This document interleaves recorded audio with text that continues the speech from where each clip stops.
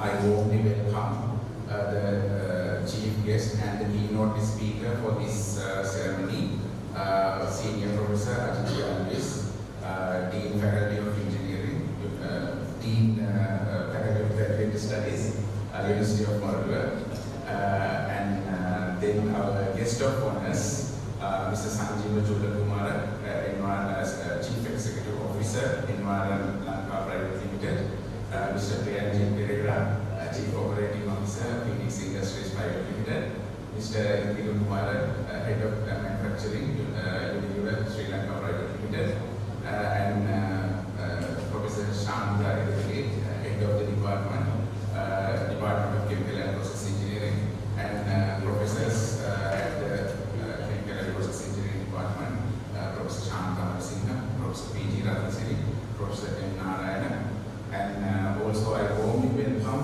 all the students, MSc students, or I would rather mention them as MSc candidates, because you all are engineers and professionals working in the industry.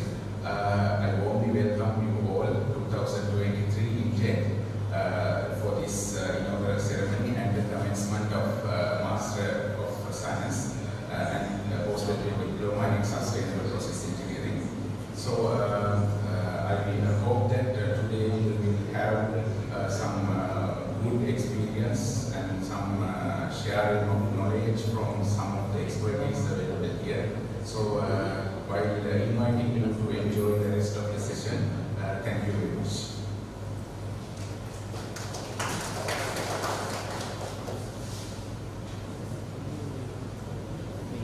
Thank you, sir. The Department of Chemical and Process Engineering, University of Morogoro, is the largest department that produces chemical and process engineers in Sri Lanka. This invitation is to you, Madam Professor Shante Kodage, Head of the Department of Chemical and Process Engineering, University of Morogoro, to address the gathering.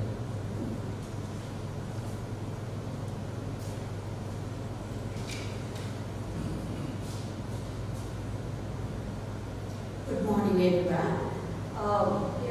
The keynote speaker, Professor Ajit is the Dean Faculty of Graduate Studies. Mr. Priyanjit Pereira, the Chief Operating Officer at Phoenix Industries, and Mr. Sanjeeva Kumara, Chief Executive Officer at Environment Sri Lanka, Mr. Inaugural Kumara, Head of Manufacturing at Phoenix Industries, Unilever Sri Lanka, and my dear colleagues and your lecturer panel, Professor Shanta Singha, Professor Ratnasiri, and Professor Narayana, and the new faces that will join today to our department. Welcome you all. And it's my great pleasure to address you as the head of the Department of Chemical and Process Engineering. And this department conducts two postgraduate programs, but not now. There's a new addition also. It's a collaborative one called USL, Circular Economy one. And there was one called Polymer Technology, and it was stopped for some time. But again, this year we are going to start that program. And this is the continuously and successfully operated program throughout 15, maybe over 15 years. This study program was commenced in 2007 under the name of MSc or Postgraduate Diploma in Sustainable Process Development, and it's a collaboration with the Telemark University College in Norway, and later that university named as University of Southern Norway. Under the Norwegian Agency of Development Cooperation or a program for Master Studies project that is called NOVA project, and that was funded by the Norwegian Center for International Cooperation in Higher Education. And this program was initiated by Professor Ratnasiri and his PhD supervisor in the Telemark University, Norway. This NOVA program aimed in transferring experience on environmental and industrial projects from Telemark University, Norway of Colombo, Sri Lanka. Professor Ratnasiri's supervisor, late Professor Mudipakki, was the founder of this program, and Professor Ratnasiri was the first course coordinator. Since 2007, this program was offered for several intakes for about 12 years, and in 2019, the program was restructured and introducing new modules, and the program was initially called as Sustainable Process Development. Now it is changed or converted to Sustainable Process Engineering. You are the third batch of that new program.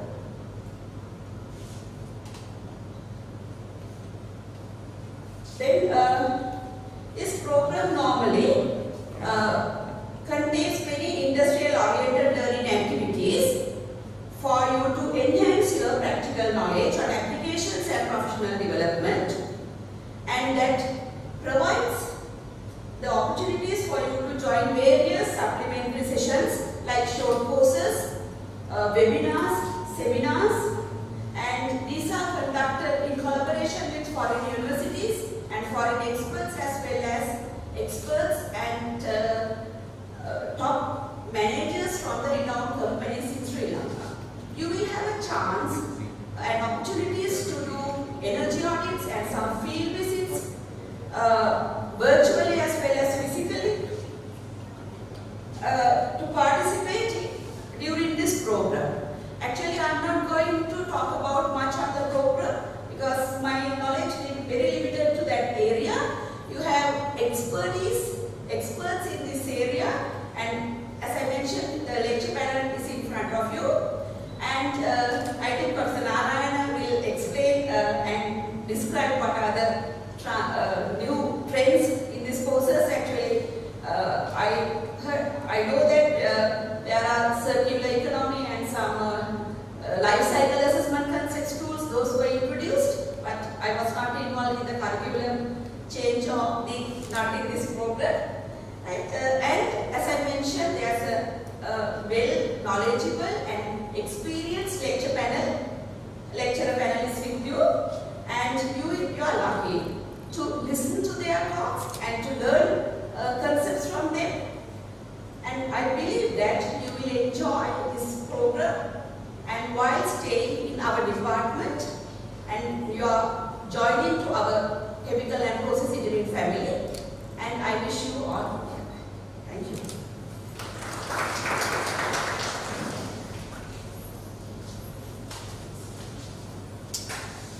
Thank you, madam. MSc-PG Diploma in Sustainable Process Engineering is the only postgraduate degree program in Sri Lanka that covers every aspect for a sustainable process industry and offered purely by a Sri Lankan university. We invite Professor M. Narayanan to introduce the course curriculum and brief course outlines.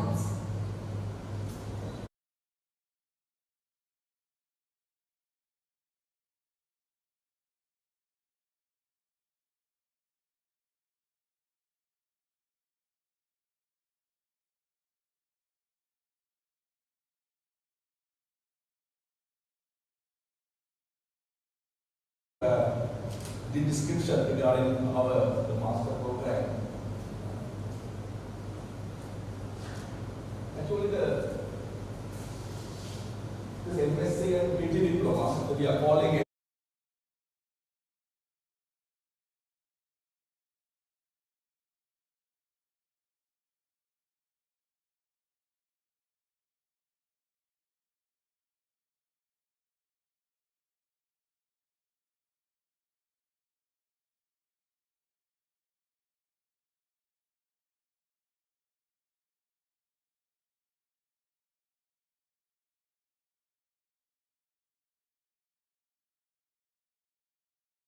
that's a level to gate. That means we are only considered up to the production level. Then that's up to we are considered. We are not care about that. What happened to later that our products or anything. Then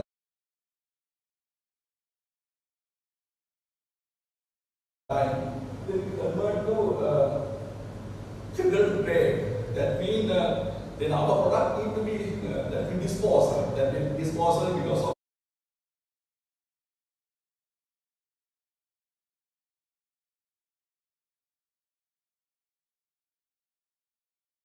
many things happening, a lot of issues. Then now the present situation is we need to go further. We have to recycle that we consuming that. That means the concept is critical to here there is the raw material extraction as well as the new raw material need to be formed again. There are no any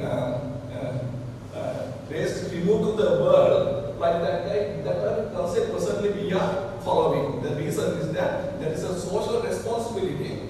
Now that's called the sustainable system. Because of sustainability we are remaining forever for our material, energy and everything. There's a concept of sustainability. Now this is the main concept we are following to develop our program. Then that's the reason sustainable engineering. That means processing, manufacturing, and as well as the end user. Then we are considering this all as well as recycling also. Then after recycling, then later on in the raw material extraction, then all this area we are going to cover under this program. Okay. Now here there's a brief classification of subject area under our main frame. This theoretical knowledge we need to learn first. What are the fundamental, like all those things you can see, the process engineering principle, the process safety, those are the key areas, like environmental, biotechnology, the circular economy, process analysis, and all those areas is the fundamental already incorporated in this course. Then after that, on top of that, practical skill also. There are a lot of practical skills you can gain from here. That means like that, there's energy auditing, as well as a lot of field visit here, or we are going to plan with you. Maybe you can gain some practical experience as well as how this process is conducted in the real process flow. Then those are the practical experience and issues and problems in the real world manufacturing process systems. As well as ultimately the last one, the practical, there is a project of also there. There's one of the compulsory one for to operate in master level. Need to be project work like that, because of that is we are going to gain some qualification. The framework they need to complete research component. Then the ultimate project work, there's a two area. There are two subject areas. So one is that is special study project as well as the research work is there. Then after the semester, all your course after completion of your all coursework need to follow one research topic.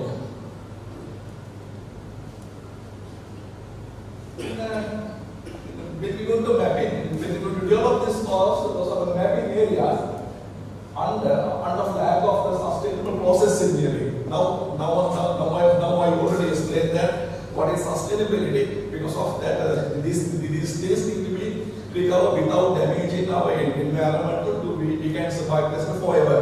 Then those are the mapping under the course, process analysis, sustainable process design, chemical engineering principles under that.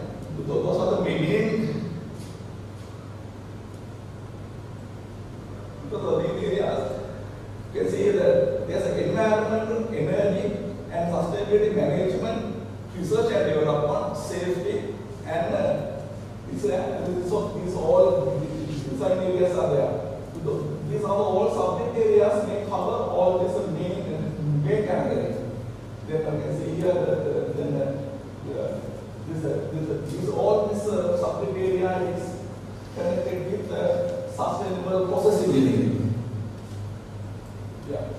Now, this outcome of our course here, those are the entry qualification. I hope you already have some idea about that what are the entry qualifications. basically this is a master level degree. Then your entry qualification basic degree need to be prepared. Then there are some categories. If it is engineering degree or it is a 3-year science degree, need some experience to come here. As there are several paths. There are many paths as an entry requirement. Then after entry requirement, there are some few exit points also there. Actually, it's an achievement. You can see here. And the one actually you can end up with the PG Diploma.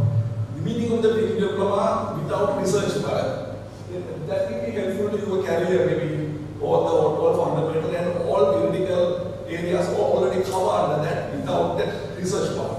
Then that part is there. Then if you complete that research part, there are some openings. Maybe there are some openings to entry qualification for further studies like PhD or some other higher degrees in maybe foreign country opportunities. That's another part. As well as your career development, maybe the career promotions and everything also may be required at master level. Those are the options of these graduations. That's the qualification. There are 3 parts are there. Now, I am going to explain very in detail regarding this all subjects in semester wise. Basically, we have 3 semesters, and ultimately you can see the master dissertation is there. You can see the semester 1 we have the environmental management, environmental biology, sustainable process, industry and technical principles. In the first semester, basically we are going to cover this all required fundamental what we are going to use in the next semester 1 and 2. Semester B and semester 2 and 3. Semester 2 again this applications level 1, process analysis and mapping, process safety and risk management, sustainable process development techniques, engineering research techniques. These subjects are covered with the semester 2. Then the key concept I already explained previously is sustainable under the sustainable process. The semester 3 is a sustainable process design, air pollution control. This ultimately now we are talking about what are the outcome of this master, the sustainable supply chain management process. Modeling and simulation, this optimization tools also there somewhat because optimization will be very much vital one in the present day, maybe energy as well as the quality in all need to be optimized, the environmental emissions and all those things. And the process other than special study. There's a key link to there's a special study in under semester 3. However, that can be linked to your final research work. Those are the main subject areas. You can see the credit numbers also given here. In the altogether, the total credit number is 20. There's the requirement for the master level degree. Then here, there's a continuous assessment and a final exam like that. There's a 14% we are assessed by using continuous assessment. Maybe the quizzes or the teamwork, maybe there are many methods we are going to assess the continuously. This project work, the self-learning methods and all we are going to use that as a continuous assessment. And the final, the summative exam is conducting. This contribution of these subjects 40% and 60%. Then here, at the semester, I'll give very quickly this thing what I just saw part of the subject content. The title is energy management.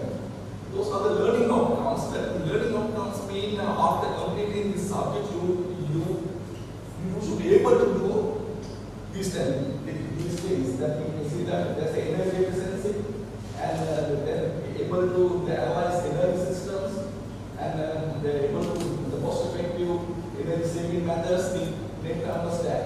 The key is there's a key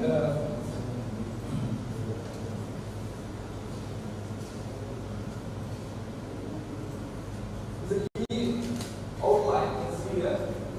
This is more practical way than those other subject outlines. In a rotating combustion based, there is steam generation. Most of the fundamental we are going to cover under that energy management subject. There is an environmental bioeconomy is one of the subjects here. Then you can see here that the principle of is all fundamental. The principle of the biological waste, based on treatment, principle of biological process, the based on treatment plant modeling and simulations, and the solid waste management, environmental management and systems. Those are the key syllabus. Those are the outline of this subject. Then after completion of this course, you should be able to do these things. That means you may have a basic understanding of the environmental as well as the bioprocesses. Then the sustainable process industry. Here, there's key infrastructure here based and the plan and development design operations, as well as we are going to discuss some case studies also in the test of the practical implementation. Then this is subject to the semester 1, the chemical engineering principles, because of this under the process. Then here those are the concept of basic concept of chemical engineering principles, the concept of unique processes. There's operations, continuous batch, as well as these things fundamental transport phenomena, maybe a mass balance, heat balance, momentum balance. Then the separation process, the filtering and certifications, then these things we are covering under this subject. Then in the semester 2, process analysis and mapping, is outlined, because learning outcomes are the understanding of the basis of the process map, then understand different application of process maps in the industry, as well as the different type of process and using industry. Here, those are subject area we need to cover under that, as well as the safety and risk management also one subject in semester 2. Then those are the areas we are undercover that, as well as identification, as a risk terminology and the risk management, all those things, the operating procedure, those things. The sustainable process development is one of the key subjects. Under that, the life cycle assessment, the technical productions, in the sustainable and the design of sustainability, and these are the eco design. We are teaching about we are teaching footprints, the resource as well as the environmental accounting also there. There's a research techniques because of the MSc. We have to cover some areas to do the master level. That's the reason we are including this type of subject here, because it will be very much required in some industries. How the research formulation, as a research, the literature review, as well as the ethics in engineering, research, experimental planning, design, as well as very much on data analysis also. We have to teach here. Semester 3, sustainable process design. There's a process design, there's a sustainable process design, life cycle approach. The previous semester we learned some fundamentals in this more application side. Then because of the manufacturing efficiency and these things, ultimately several case studies also we will going to cover here. Here, there's an application subject. There's the air pollution control. You can see there's a pollution, atmospheric pollution control techniques, and those things we are covering in this subject area. The sustainable supply chain management was very much required in these industries. Without the supply chain management, these systems cannot be sustained properly, and supply and demand need to be considered. Then that is the reason those are the sustainable sourcing, being manufacturing, being warehousing, the transportation, everything. The concept as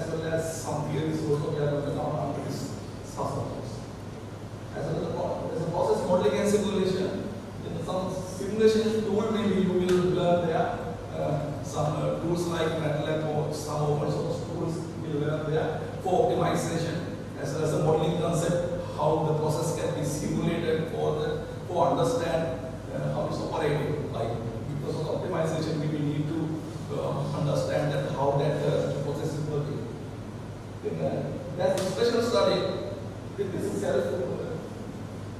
you all should need to complete that special study. Maybe if you're already personally working in some industries, you can choose your place and choose one project. Then there's a special study need to be covered. There's a project work. This project work is totally continuous assessment. IQ assessment is there. This special study can be continued up to the final research work. Those are the main subject areas in the semester 3. Then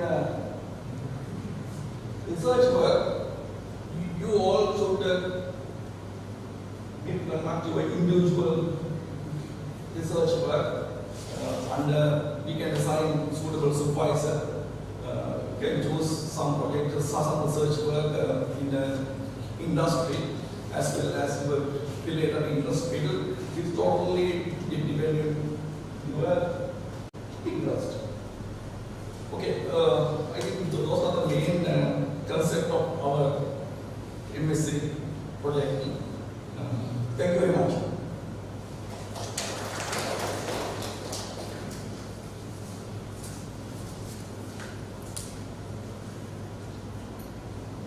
Thank you, sir. Next, let's pay our attention to see what the past students say about this MSc-PG Diploma in Sustainable Process Engineering program.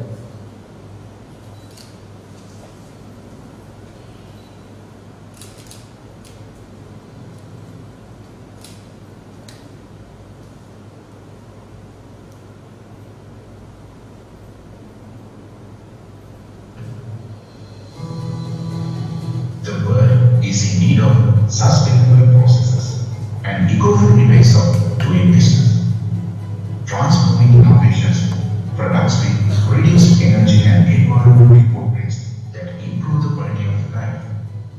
With this mission of developing the process industries for a sustainable tomorrow, University of Moratua offers the part-time degree program, postgraduate diploma and Master of Science, Sustainable Process Engineering. Hello, I'm Tamani. I'm a master student holding the postgraduate diploma in Sustainable Process Engineering at University of Moratua, and currently I'm a master student at University of Calgary, Canada. For me, this postgraduate diploma on Sustainable Process Engineering helped me greatly to get the admission to University of Calgary, because the master's program which I'm currently doing is also related to energy and environment. Study areas like energy management, wastewater treatment, air pollution control, life cycle assessment. All of these areas taught in the postgraduate diploma will be very useful to me when I'm doing my masters. Following this course offered at University of Moratua will create many opportunities to you, not only if you are working in the industry, but also if you are looking for opportunities to engage in higher studies at prestigious foreign universities. Hi, I'm Dhanushi. I'm working at Sri Lanka on a global program related to sustainability. I followed the master's course in Sustainable Process Engineering in the last intake. When I was trying to select in between different courses, I was immediately drawn towards this particular course offered by the University of Moratua, especially because of the great panel of lecturers who are subject matter experts in specific areas. One other reason was the nature of the course itself. The subjects were very relevant for my current role, and there were several field visits that were planned throughout the course. I should say that field visits were the most exciting part for me. You get to see how you can apply your knowledge to real life problems, and you will eventually connect the dots. All in all, I believe this is a great course, and more than anything else, it has helped to develop the way we approach to problems that we encounter in the industry. I would highly recommend this course to anyone who is interested in the side of sustainability and thinks about the future of the planet. For me, this is more about enhancing and educating my knowledge, but I carried academic studies, so how it can be applied on the industrial scale. So even we had several discussions with toilet rooms. So these discussions gave us their knowledge and their experience, so we can improve ourselves and our professional career. So I believe this is not only for the chemical undergraduate, but also this can be followed by the other disciplines as well, because the theories are much more fundamental and easy to learn. This is Epsiba, postgraduate diploma student in sustainable process engineering. After completing my bachelor's in chemical engineering from MIT India, I have worked for nearly 3 years in an industry. During that time, I realized the importance of sustainability and I have enrolled to this course. This course has vast modules including sustainable process techniques, sustainable supply chain management, environmental biotechnology, energy management. After the completion of the course, I got an opportunity to migrate to Germany. Currently, I am working on the research projects related to circular economy, life cycle assessment, sustainable solid waste management. There are vast opportunities in industries and there are more job opportunities and higher PhD opportunities in foreign countries, especially in Europe. So this course not only equipped me with the sustainability knowledge but also gave me a good career path. I'm after Java started working as a chemical process engineer at the Petroleum Corporation. Finally, recently I completed my master's in sustainable process engineering at the University of Inaugural. Actually, the course was really nice. The content was amazing. That is matched to the modern process engineering world. That also helped me develop my technical skills in my professional career. Please follow this course and have a great experience in your professional career. I'm Puni Jasuria, student of 2021-22 Sustainable Process Engineering MSc.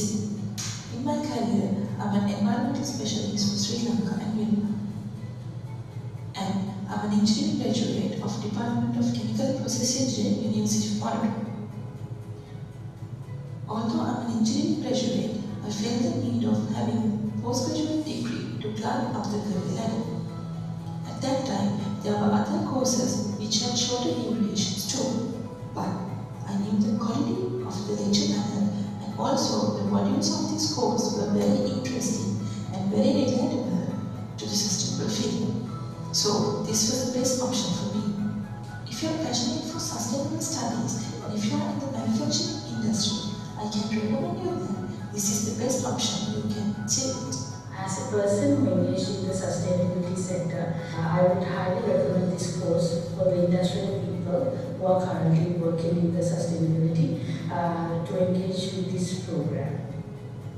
Consisting of a timely updated curriculum with carefully designed course settings, enhancing your practical skills with industry-based activities. This program will bring you to the next level as master professionals in sustainable process engineering.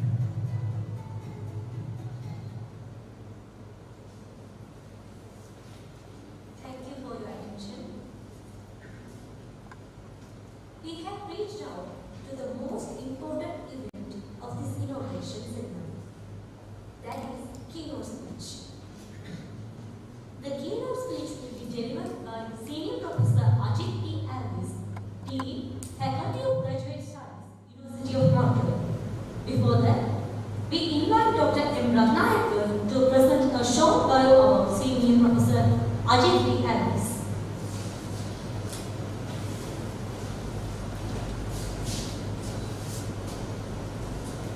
So our keynote speaker for today's session is Senior Professor Ajit Alvis. Let me present a brief bio of Senior Professor Ajit Alvis. Senior Professor Ajit Alvis completed his PhD at University of Cambridge, UK, post completing his BSc degree, BSc Engineering degree at the University of Montreal. He also has an MBA from Postgraduate Institute of Management of the University of Sri Lanka. He is the recipient of numerous awards in recognition of his work, most notable being the Senior Molten Medal of Institution of Chemical Engineers UK and Danberg Maxwell Award from University of Cambridge for the Best PhD Thesis, University of Montreal Research Awards from 1997 to 2007. He served as the chairman of Engineering Research Unit of University of Colorado from 2005 to 2007. Professor Ajit Yadris was also a postdoctoral research fellow at University of Reading, UK, and visiting scientist in Indian Institute of Science in Bangalore. He has published many research articles and book chapters in various international and local journals. He was also the science team leader for Sri Lanka Institute of Technology, from its inception in 2008 to 2011, and chairman of the National Nanotechnology Committee at NSF from 2011 to 2012. He is also a regular columnist of the Daily FT on science, technology and national development. We enjoy his writing there. He is a member of various local and international professional bodies as well, huge list. And he served as the project director of the Coordinating Secretariat for Science, Technology and Innovation Sri Lanka since 2013, and currently as the Chief Innovation Officer at the National Innovation Agency in Sri Lanka. At present, he is a senior professor at the Department of Chemical and Process Engineering at the University of Colorado, and is also the Dean of the Faculty of Graduate Studies, University of Colorado. Sir, it's the respectful invitation for you to deliver the keynote speech. Thank you.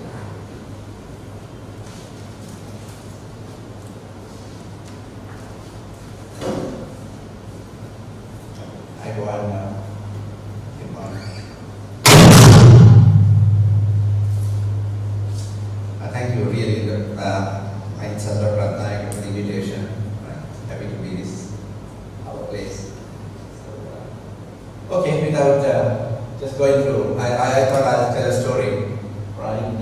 So you're learning or starting to learn in this program in interesting times.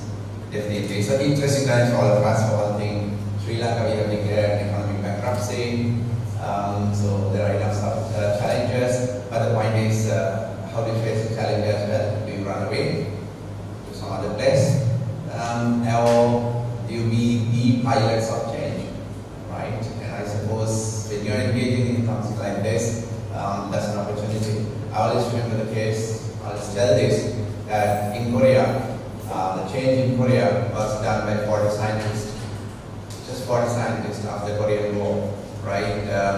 It's working on multiple areas, they delivered. Of course, there was support, but it was specifically stated on 40 areas, in few areas, it's by just 40 scientists. Now, technically, you have a group here as well for transformation.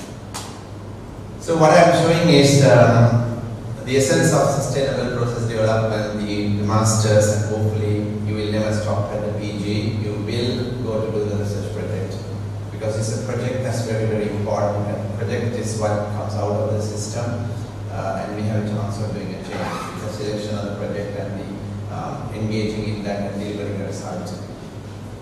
So what you see is a world's first net zero Brandix apparel factory in Bangalore.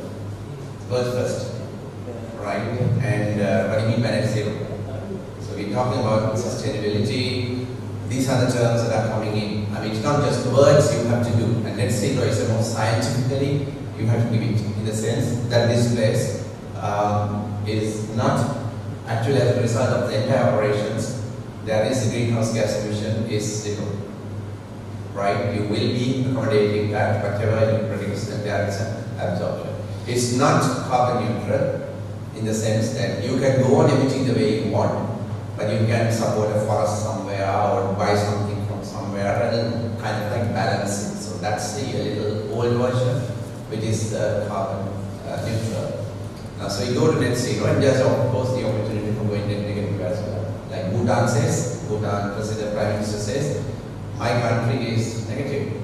I mean that I'm not a burden at all, and not only I'm up to take it from someone else's as well. But of course the point is, no Bhutan, no the others. Bhutan will not survive if that's only Bhutan is doing that, right? We are in such a time that we just have to do things differently. That's why I said you're learning an interesting time, but maybe you have to act as you learn, because this 8-year period is going to be so critical.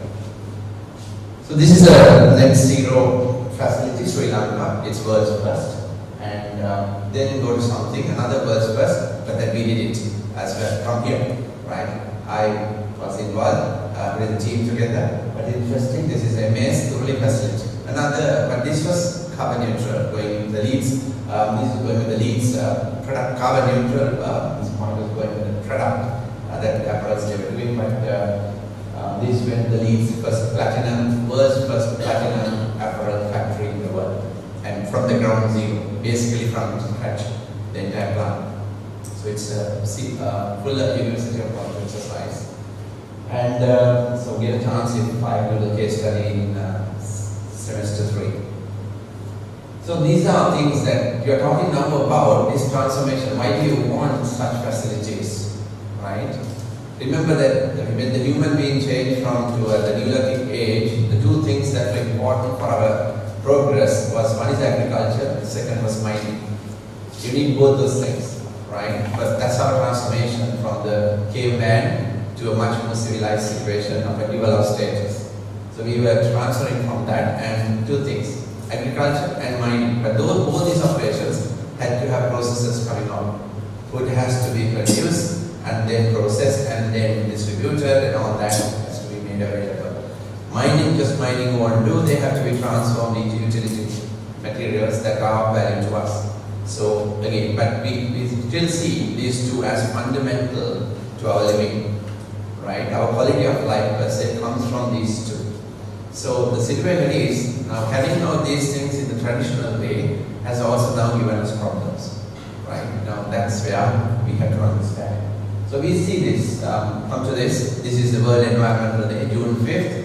If you look at the Mauna Loa laboratory, the carbon dioxide calculate, or rather the assessment, which is a famous Keeling curve, and it's interesting that that person was very interested in measuring something as carbon dioxide, which was 0.03% in the time in the 1950s, and so it's interesting that he thought, let me measure this, and he started not only measuring, he developed the technique, and this is the curve that we have with us today to study this phenomenon of global warming. And because he was starting from the very beginning, that he was recording this data, so today we have a curve. But what you see is the value for June 5th, it's 424 ppm. So some of the early science books, or rather even not that early, sometimes some of the science books even today will be talking about 0.03% when it's now not peak. Right, so long gone, this is now 0.04 plus. So at some point we were worried that the climate tipping point will come at 420 ppm. Right, now 420 ppm must be much. We never know, there are a couple of messages saying we have somewhat little gone beyond the recovery phase, as recovery point as well. That's where climate change. That is worrying. But anyway, we have gone past this. So we came to 400 in 2013, July, right? Slowly and steadily, this is moving up. So you can see it's our activity. Our activities get resulted in this carbon dioxide value going up, or as a result of all the greenhouse gases, this number is going, and the consequences of this number going up is serious. So I don't think that many of us now disagree that this is a problem. Still there are people who disagree, and there are still scientists who disagree. That is also there. And some of the scientists have also some very interesting theories which are very scientific as well, why they do not agree. But today that number is a minority, but they need to be understood as well. Anyway, so this curve, Keeling curve, seems to be on the rise, and that's worrying, right? We all know when the temperature goes up a bit, we can't do anything about it, right? And it's frustrating. Now we have seen villages in Pakistan going up to 50 degrees up. We have seen in Australia some places people are actually living underground in some places. That's the way to sustain or survive.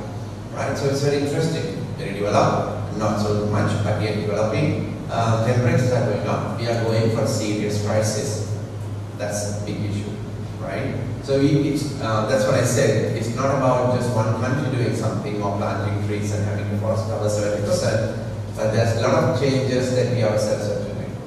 But in our quality of life, we have been producing things, and those things sustain us. Oh, we are happy about those things. So that's why, from a process point, now we need sustainable processes. because it's processes that deliver all this that what we're talking about. It's always a process that delivers these things, right? But now we have to make that process a sustainable process and make our living a sustainable living, and so that the planet becomes sustainable. Anyway, maybe in the long run may not be everything sustainable, but we don't want to just corrupt the system by our activities without, in a very haphazard way, by acting alone. We should not be disrupting the planet. So that's something we need to take into account. So that's the value. So two things, right? For any process, we're talking about raw materials, and energy. So energy is critical, and that's something again in Sri Lanka we need to understand. So that in this story is actually a scientist, Brian, who went on around the US at one point, putting problems that are happening in the society, right?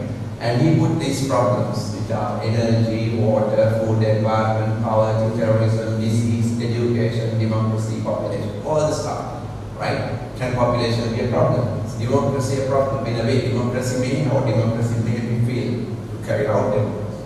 Education, the issues of education. If you're not doing it right, that's a problem, right? How to get it right.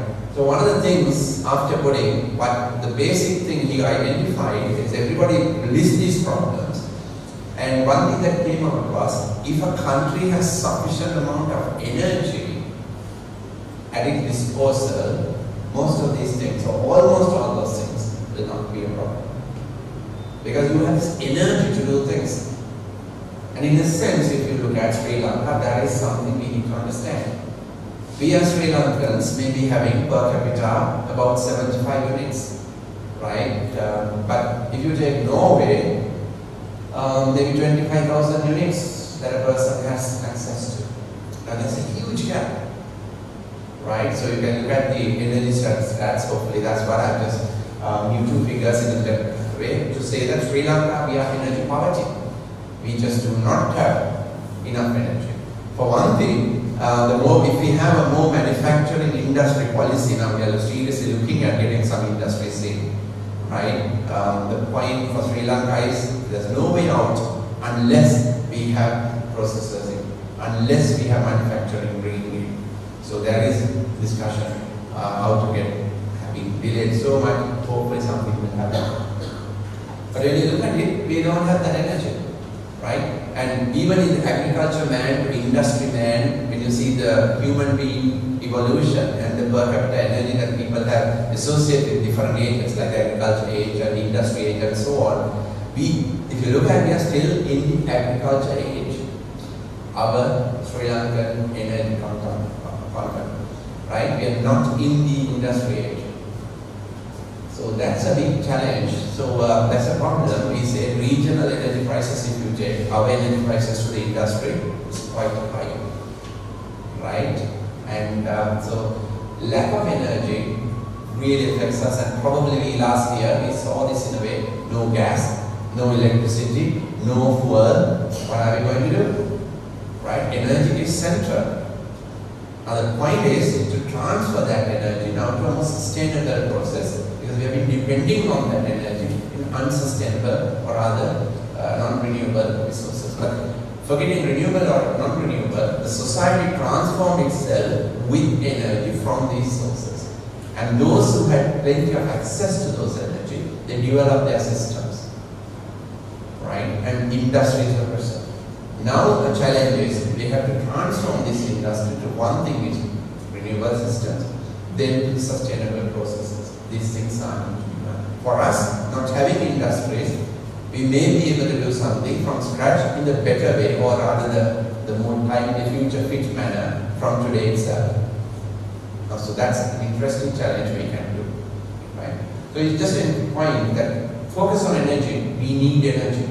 So policy has to be, we need to work on this and to ensure that people have access and the society has this energy to do other things. It's important.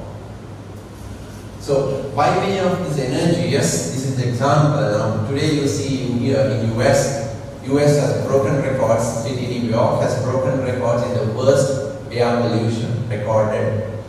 Right? As we speak, that's the situation in New York. right? The reason for that is nothing to do with US. It's to do with Canadian wildfires, right? And its part. Now we have seen that again.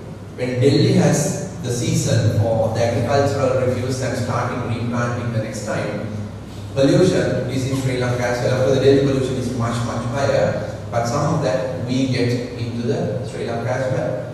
And we had animal deaths, and remember last time we had sudden deaths of animals and so on.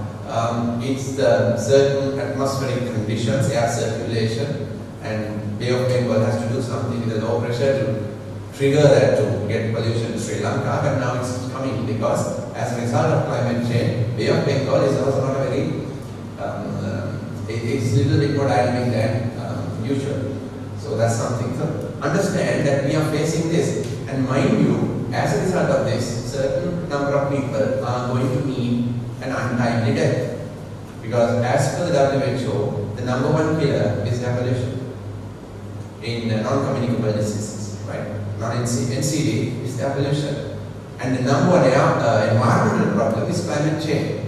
So it's very interesting. While both are in a sense atmospheric, right? So this comes from our pollution, comes from because of the energy use. So the societies have been propelled forward by energy, but the type of energy that we have been using has given us an even bigger problem of climate change. So now we have to reverse this or do something serious, right? So that's the challenge. That's why this process is important, but learning is not sufficient. We need to act while we learn. So that's the big challenge, right? So this is Washington. This one you cannot see, so it's not across the US. You have this issue today. Again, if you go back into June 5th, this Environmental Day, the global message was beat plastic pollution. That's a singular cry for this year's theme. Why? Plastic is a fantastic material, right? And that's what the plastic people, plastic producers say. Now, if you see this wheel, this wheel indicates, they say they position plastic in the center of sustainable development. This is SD with plastic. You name it any place in the human society, plastics is used. So we don't, it's interesting. On one side, plastic is so pervasive, it's all over the wherever we live, right? Yet today the global cry is beat plastic pollution. But I would say it's not the problem of the material, it's the problem of us, right? We have been culprit in ensuring this. Because if I look at a little bit of history, now I just mentioned energy, now this is about materials, right? Elephants and forests, why about these two? Plastic was the reason that people today we are having elephants. Elephants would not be with us if not for the plastic coming in. And if not for the plastic coming in at one place, perhaps in that country, forest too would not be there. It's a very interesting point. When Hyatt came up with the first nitrocellulose and then subsequently the bakelite, first plastics was created to save elephants because elephant ivory was the sole raw material to make billiard balls.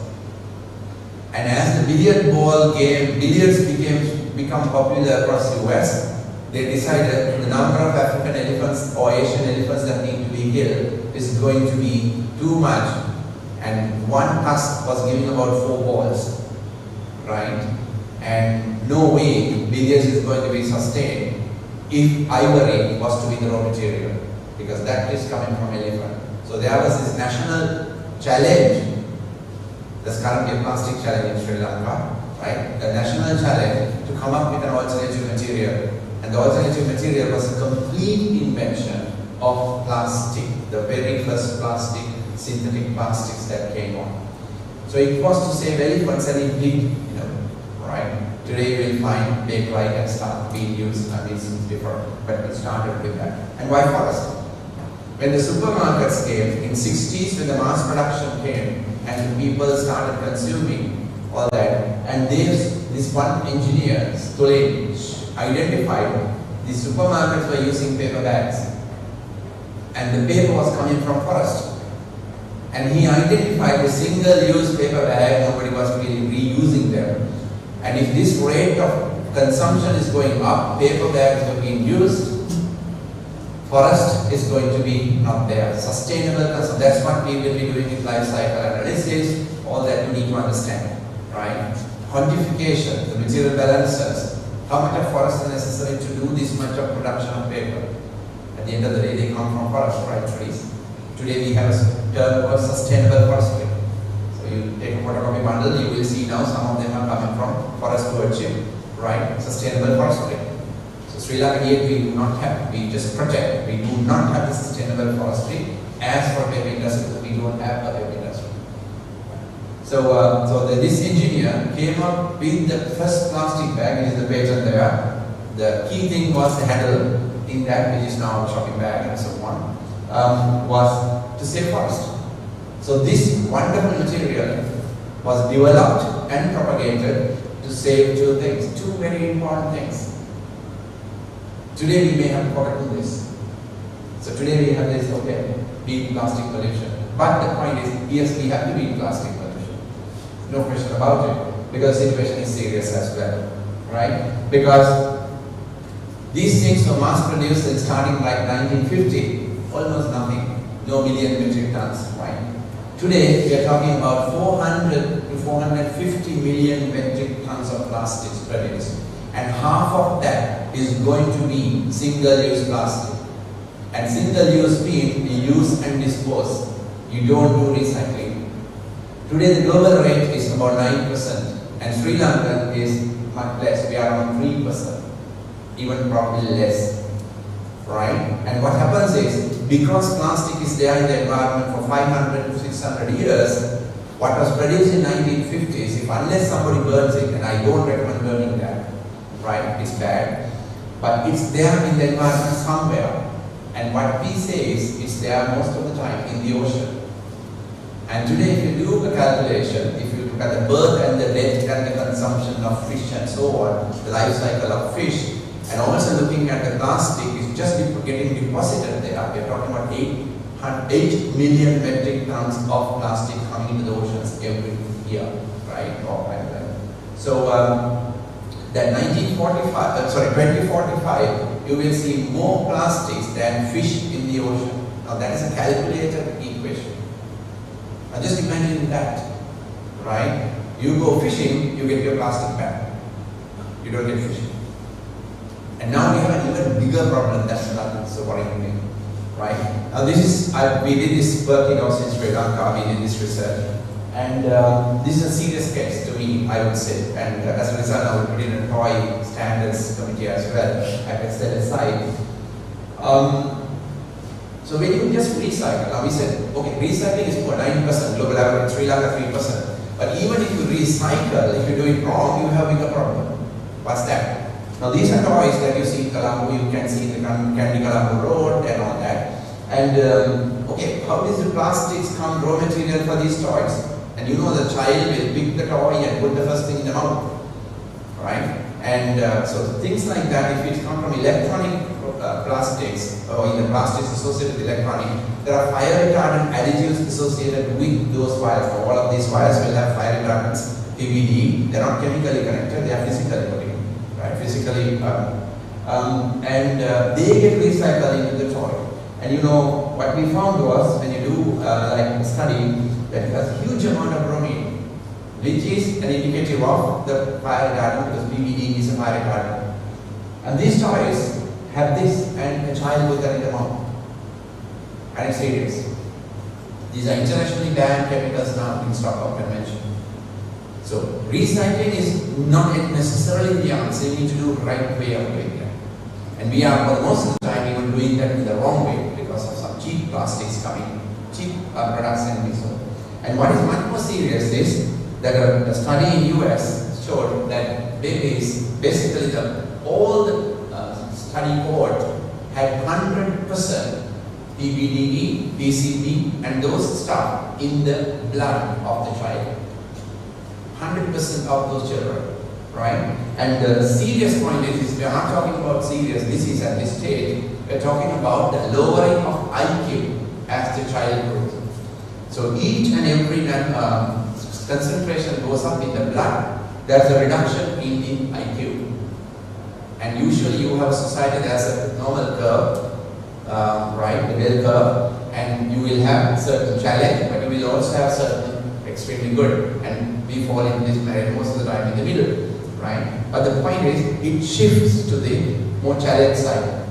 That means the society lacks maybe the necessary thinkers or the people who will have a little bit extra to take the society to the next level. So technically we will be having more politicians, right? Because that's why you don't need any qualifications. So this is a serious thing. This is not about big diseases, but this IQ coming down with this thing in the blood. And today we study body burden, right? And Sri Lankans, we have not had a chance to look at a body burden of Sri Lankan typically. It's an interesting thing. So what we found was very serious, right? And so we have this toy studies now, standards we put in and trying to get a limitation on Sri Lanka using these cheap toys coming to the country. Which is even more with the issue with plastic is this production of microplastics and the nanoplastics. A researcher in UK did the first identification of a dye that indicated the bottled mineral water that is stuff coming into the water, and we all are drinking microplastic. And today we have a calculation that says a typical credit card weight of microplastics we are taking per day or kind of thing. Of course there is a material balance, you will be removing some of that, but there may be certain things. But what is worse is these microplastics become nanoplastics, and that can go anywhere in the body. There is no limit for nanomaterial. There is no way a body, no defense mechanism in the body to stop the movement of a nanomaterial. It can go to all the places in the body. So the issue is still we do not know the critical level, right? Observable of effect level may not have been reached. What we know is most of the time when we study, as you can see, microplastic particles detected in placenta of babies, and this happened during the COVID year, the very first study, and then today we are now finding it in blood and so on in the circulation. So researchers are really doing, but nanoplastic determination is still difficult, right? So this is serious. And what is interesting is now when we had this ship accident in Sri Lanka, or rather the Express Pearl, right, we had 11,000 metric tons of plastics just discharged onto our ocean. That is the world's worst maritime plastic accident, right? And not only that, we had fire and combustion as well. So when you know with chlorides and the plastics and so on, you have dioxins and furans that are forming as well. So we had a cocktail of chemicals that were coming out, and that's serious. So in a sense, from a research, there's a rich research to be done because of the amount of discharge to the ocean, and it's all going to the fish and the sediment and the galmalu and all the stuff that are happening. So there is what we call biomagnification. Remember in Mercury in Minamata, it took about 8 years for the first person to die. Right? Mercury discharge was happened from the factory. It took about 8 years plus for the first person to die in the Minamata Bay. Now today we know Minamata is an international convention against mercury, to remove mercury from use. So it has come to such a stage. The Japanese took it to that level in international movement, right? So it's quite interesting, but the point is, these are some of the things from Sarakpur, right, where you can see various types. So not these simple particles, we have what I call pyrolytic particles, polymers that have come in, and they are much more friable. They break into pieces, so it goes into nanoplastics much faster and can go into various places. And again on these things, today when the society has a fire, we fight that fire with chemicals. And today we call these chemicals as forever chemicals. And Sri Lanka used that, even though the international conventions are there today. To move ourselves away from these chemicals, we don't have to use the one that we had because those are the cheaper firefighting stuff. So there are about 15,000 PFAS on this system. They are called now, the term is forever chemicals, because they will remain in the system forever. Way beyond our lifetimes and so on, let's get at it later. And so these are scenarios, right? So we need to move into this sustainable products, and sustainable products come from sustainable processes. So processes need to be transformed. So innovation has to come to the rescue. Interestingly, in Sri Lanka, you see quite a lot of stuff in plastics in them. We do now plastic roads, right? As you can see, plastic roads are happening. Then we have interesting trash to cash stuff, where plastics and even composites now can go into this machine, and then you get your money. And then we have one of the world's two best plants. I would say two plants in the world, but this is one of the best. As flow sheet is a little better than the other existing one, where the PET bottles go to yarn, and then yarn goes over the world with the apparel. So, but sadly the point is they do not have sufficient quantities because we throw away the bottles rather than helping that bottle to be collected. So the problem at point is not the plastic, but our behavior. We do not support the recycling process. Thereafter the decision process to be correct. So innovation still needs to rescue, right? So research, we have looked at research. We are again converting fruit waste into bioplastic. So that will be a major thing where we have to think. We are done with tomato and ananas, pineapple and so on, to what you call bacterial plastics, which is the greenest bioplastic at this stage, right? PA. So that's using the microbial processes. So we have a new bacterial process. But the point is, lab process isn't going to solve the society problem. You need an industry to give what the society needs, right? That's what the traditional chemical engineering concepts of scaling up brings into. So we need to do that. So consciously, I just want to highlight this. So sometimes our organizations, we do this. Mine has a just read. So this is where we have this organization. This is what I said, in learning and acting, we need to understand. So this was a case where we ourselves as a party, government has this, okay, coastal cleanup day, everything, and then you assemble committees and start doing. And okay, everybody across Sri Lanka gives a bit of a beach, and this was Lunavas, so that our choice place, coming to closer to Moratua. So this was the before cleaning, and this was after cleaning, right? It looks different. But I don't want to check after 1 week. I sent another person to see the beach, and sadly the beach is coming back to the normal in the sense of that. What is the function of doing these cleanups? If it's for the day pictures and then you are adding more pollution anyway, the whole exercise is a big waste of time, energy and so on. And by drinking milk cartons and straws and so on, you'll be adding more pollution as well. So it's pretty useless. So it's important that we do things that are right and we think about and take decisions. So this is what is important, right? So in a postgraduate learning, don't always take what somebody else tells you as well. Try to think and question and try to discuss it too, because it's not a case of bachelor's, we're talking about masters, right? And things need to be discussed and changed. So I'm just thinking, we need to make choices as individuals, and if we don't do things right, we are not going to get this process, we are not going to survive. So it's a seriously flawed thing that we are doing most of the time. So analyze, the life cycle analysis is a seriously useful tool to get these decisions right.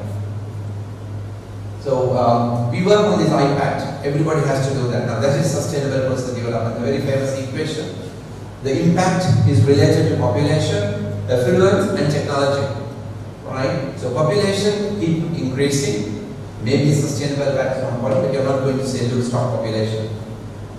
Affluence, the way you live, yes we can, that's what we call sustainable consumption, right? But overall, people have been working on the technology.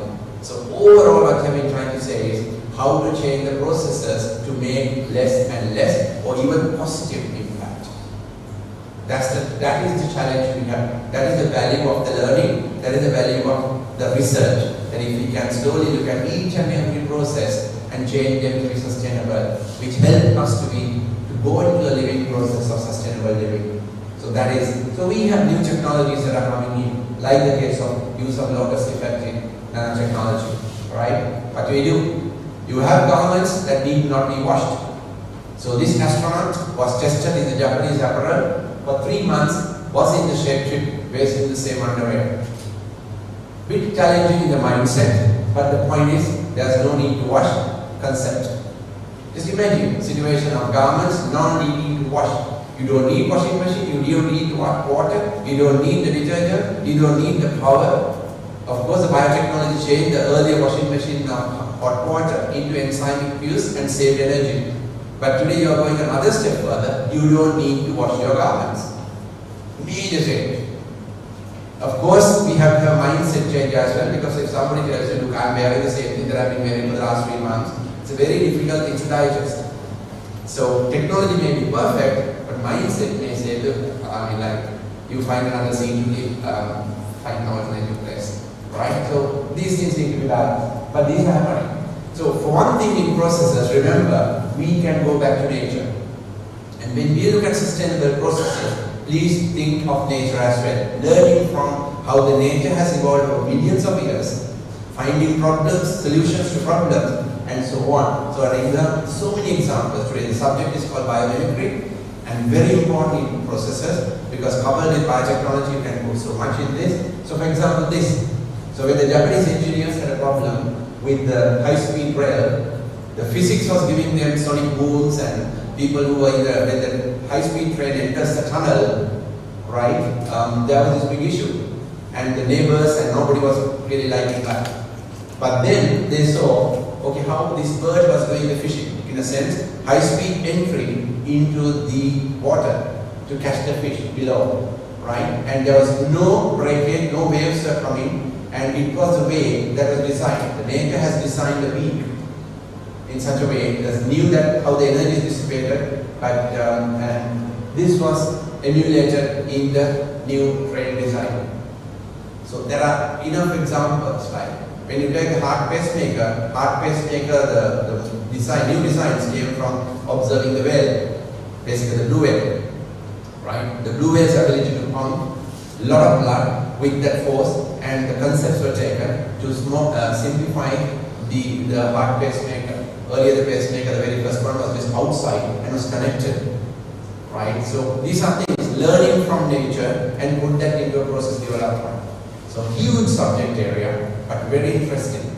There's material development, understanding the very basic fundamentals of coatings, chemicals, excretions, whatever. And then even certain designs, the nature design. This is a pure mechanical stuff in a sense, because it's a beak. This is, coming up. And then that energy dissipation, it's all fluid mechanics. Right? And different density, media, interaction. So interesting. So this is another example. This is actually a chemical engineering professor who actually left the job after washing this beet fruit. Right? He saw that beet fruit, when you wash it in the kitchen, the water is not getting wet, the fruit is not getting wet, it was rolling out. It's like the locus effect of salt. So he studied it and came up with this non-stained garments. So in 2005, this became the best nanotechnology invention, or rather the innovation, because it was marketed. So he left the teaching job and started licensing out the technology after research. So interesting. So no need to wash. After 50 washes, it doesn't get stained. Right? So he's studying from that beet fruit, he identified what he called as small protruding whiskers in the beet fruit that prevents water wetting. Surface tension, contact angle, phobicity or the philicity, the concepts were put in, but the structure was the one. So you can change the structure of material and change the product, right? Behavior. So you have examples, I won't go into detail, but because people, like I said about Korea, 40 people changed Korea, and they were all scientists and engineers, supported yes, but through R&D and development. So example of this agronomist in Israel, who came up with the very first drip irrigation system in the world, and transformed Israel to what it is today. It's a star country for agriculture, whereas the country is 62% desert. Sri Lanka was trying to learn. The very first thing sometimes some ministries do is go and study Israel agriculture, they come back and forget. But the point is, this is a transforming Israel happened from this drip irrigation identification, which was actually an observation in nature. Right? Observation of nature. Again, Singapore.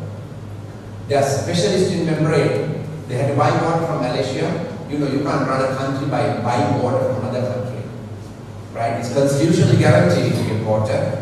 Right? And Singapore was formed from Malaysia. But they knew it's not going to be. So there is no such thing as sewage in Singapore. So when you land in Singapore, you will be drinking stuff that's coming out of the right. So try doing that in Sri Lanka, we will have issue. But the point is, that's what they do. But the point is, they use this technology to the highest level, right? So they are leaders in water purification. They are leaders in water harvesting, right? That's what I say, that if Parakram Bhava was to join in Sri Lanka now, he would migrate to Singapore, because concept of not a drop of rainwater goes back to the ocean without being used is not practiced in Sri Lanka at all. We get floods on our way to the ocean, right? But Singapore harvests each and every rainwater drop in a bay. Either percolate it, groundwater recharge, or collect and use and so on. Starting from the airport, that's harvesting, right? So they know the importance. So that's why new water is reclaimed sewage in Singapore. And the children from day one do not get the word in the alphabet or rather the sewage. They use used water. So any used water can be taken back, which is what Professor Narayan was saying about the circular economy, cradle to cradle. Your sewage is going to be your drink tomorrow.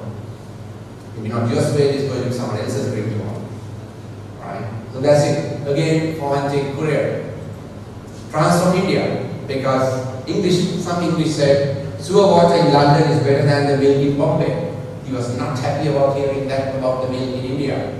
Today, Amul is the world's number one milk industry. They didn't bring cows from another country. It was what they had, and it was grass that they had. But the method, the process was made to ensure, and also the technology for getting, when everybody said you can't make dry milk powder out of buffalo milk, they did it. And this interesting process development exercise, how to demonstrate it, high fat milk powder, simple process development, right? But as a result of that, number one industry in the world. So we need this paradigm shift, right, and process development. You can bring this new knowledge into the resources we have. What Sri Lanka is doing is, we try to sell the resources we have. And sometimes some of our corporations sell the world's most best quality material and pay the monthly salary. Right? That is the situation we have in today. It is so unfortunate. Right? The one example I'm telling is about the third best quality in the world, not the first top, but yet third best quality in the world, we sell it and pay the salary. So it's not right. Right? So what is the resources need to come with the knowledge. Now that is what we need to have, the processes. Just having the graphite doesn't get you anywhere. New knowledge gives you that this graphite is the world's only and one of the best.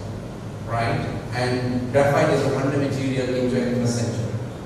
But what are we doing? We may sell the 1 kilogram 200 rupees. So it's not good. Right? But you need a serious investment for process. So that's important. So that's the theory. You need to bring knowledge based into it. So there is a lot of things we can work out, scenarios where you don't have to have the factory, but you can have your knowledge. So you can run with patents, intellectual property, secure the interest of intellectual property. So you develop the research well, you identify something new, patent it, and then production can happen in another country.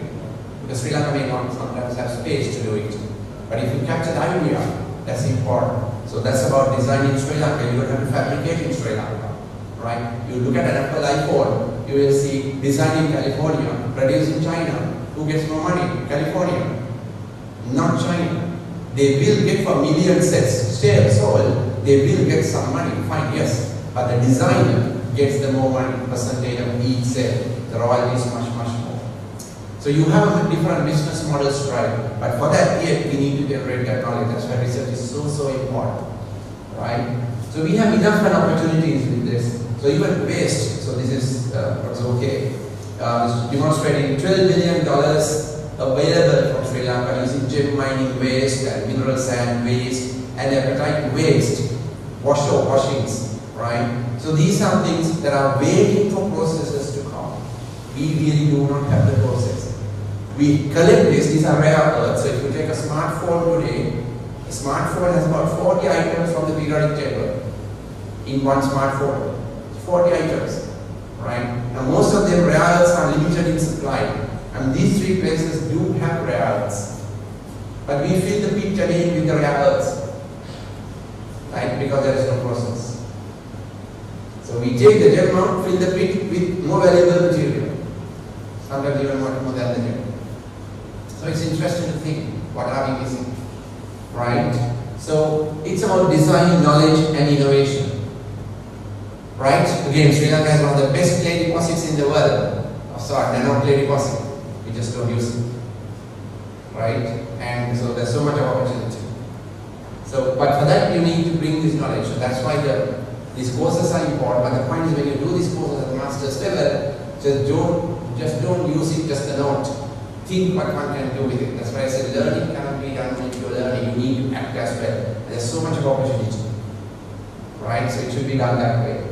So like for examples, we have with this, today we have something happening with graphene, for instance, for Sri Lanka. That's somewhat good because there has been an investment. So these batteries that are seen on top, now today Sri Lanka has reduced graphene oxide batteries, about 1,000 on the roads going through trials right now. Right? So it's something good for the moment. I mean, we are not target very seriously. And hopefully we will also have, the world is going to go hydrogen, and Sri Lanka stands to be benefited from this as well, because green hydrogen is you have your renewable energy and your water. So the two things that you technically need are the renewable energy and water, and you have green hydrogen economy. Of course, there's technology and processes inside that one has to work with. So hopefully, maybe we have this research center here, maybe in a couple of years' time at Moradun, right here. So again, when you do industries, sustainability, sometimes think of working together. This is your semester 3 subject as well, right? Symbiosis. Now when you look at British sugar, they don't just look at sugar, manufacturing sugar. When we think of sugar, we only think of sugar, right? But sugar has so much potential, right? For instance, we don't see marmite houses in the country. We try to use molasses. We sometimes use molasses for dust suppression on the roads when the weather was kind of warm, right? But the yeast and the stuff is for $1 billion, $1 million industry, right? So marmite and so on comes from the autoclave yeast. That comes from that. We don't use that yeast anymore, right? So we don't go through those processes where we actually bring the nutrition. We only use the product that creates a health hazard anyway, right? So we stop at that point, that yeast. So on the other hand, we can have the biofuels. So this was a case when the Finance Minister of Sri Lanka was driven by the work done here to the Parliament on biofuels, right? But of course, he was to say that he came on Sri Lankan fuel and so on, but he forgot it after entering the Parliament. So this was the case. So this was bioethanol, and whether he was running to the Parliament. But you can see that this connectivity, industry don't stand alone. Waste from one industry will be the raw material for another industry. And you plan your industries in that cluster, you can do quite enough. Now that is what is lacking for Moradun, right? We have a timber, but we don't have any associated industries for timber waste from. But if you go to UK, you will find an example of timber cities. Right? The waste is used. So they don't want to use because they have limited resources. We have 2,000 mills, we have pollution at the end of the day. Right? So this is the point thing. So one can have this type of scenarios where industry-centered processes, but processes feeding another process, lot of products, no waste coming out really, which is industry symbiosis. Which is exactly what in sustainable process. It's not just one process, so multiple processes working together, which is like nature. Nature, that is exactly what happened. But when we went and we started doing single things separately because we don't want, we optimized one, but now we have to optimize together. And that's real optimization, right? So with that, thank you, Aileen, I hope and wish you all the best for hopefully a dynamic masters, and that's what I think we need. And we need really serious research happening. So please, I hope wishes that please do not stop at postgraduate degree. Don't look at a collection of a certificate, but try to engage in research and go into the masters and do that, even starting perhaps early in the project. Because that project really delivers, and cumulatively, that is where the real output will come from the master's course. Right? So it's important. So today, I mean, if you look at the famous Vidit Becky of Mundas Kumartunga, the nation which does not create new things will not rise. He said this in about 1930s, right? Even he was not here living when the independence came. But the second line also has now come true for Sri Lanka, right? We almost there. I think we're almost there before. So it's so sad to think, with so much of opportunities, we have not translated that, right? So think about it, and while engaging in this master's, so I suppose, thank you for selecting the program, and it has real value. It's really relevant today for the future, but it's your engagement that will really put icing on the cake. It's an engagement. So thank you and all the best.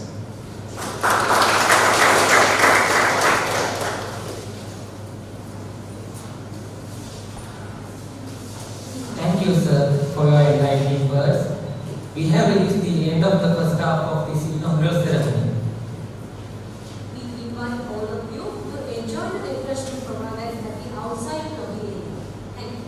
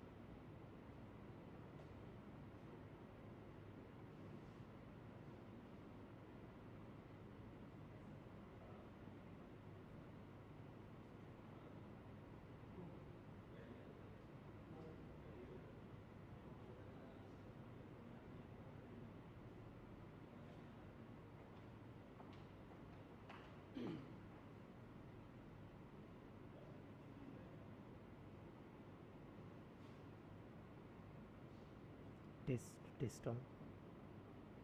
Check one, check.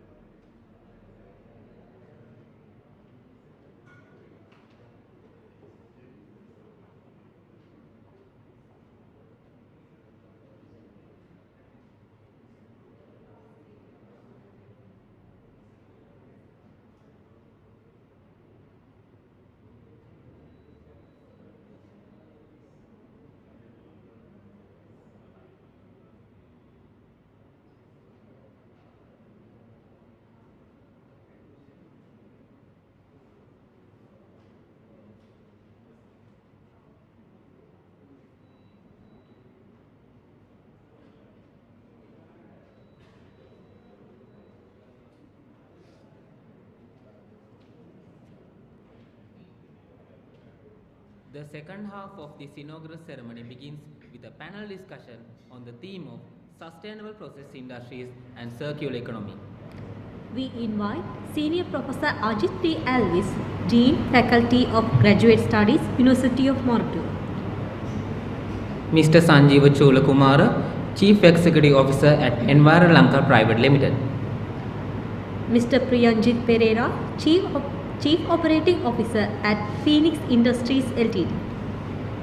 Mr. Indika Kumara, Head of Manufacturing at Unilever Sri Lanka Limited, to join as the panel members of the discussion. We invite Professor PG Ratnasri, Professor, Department of Chemical and Process Engineering, University of Moratuwa, to conduct the panel discussion as the moderator of the session.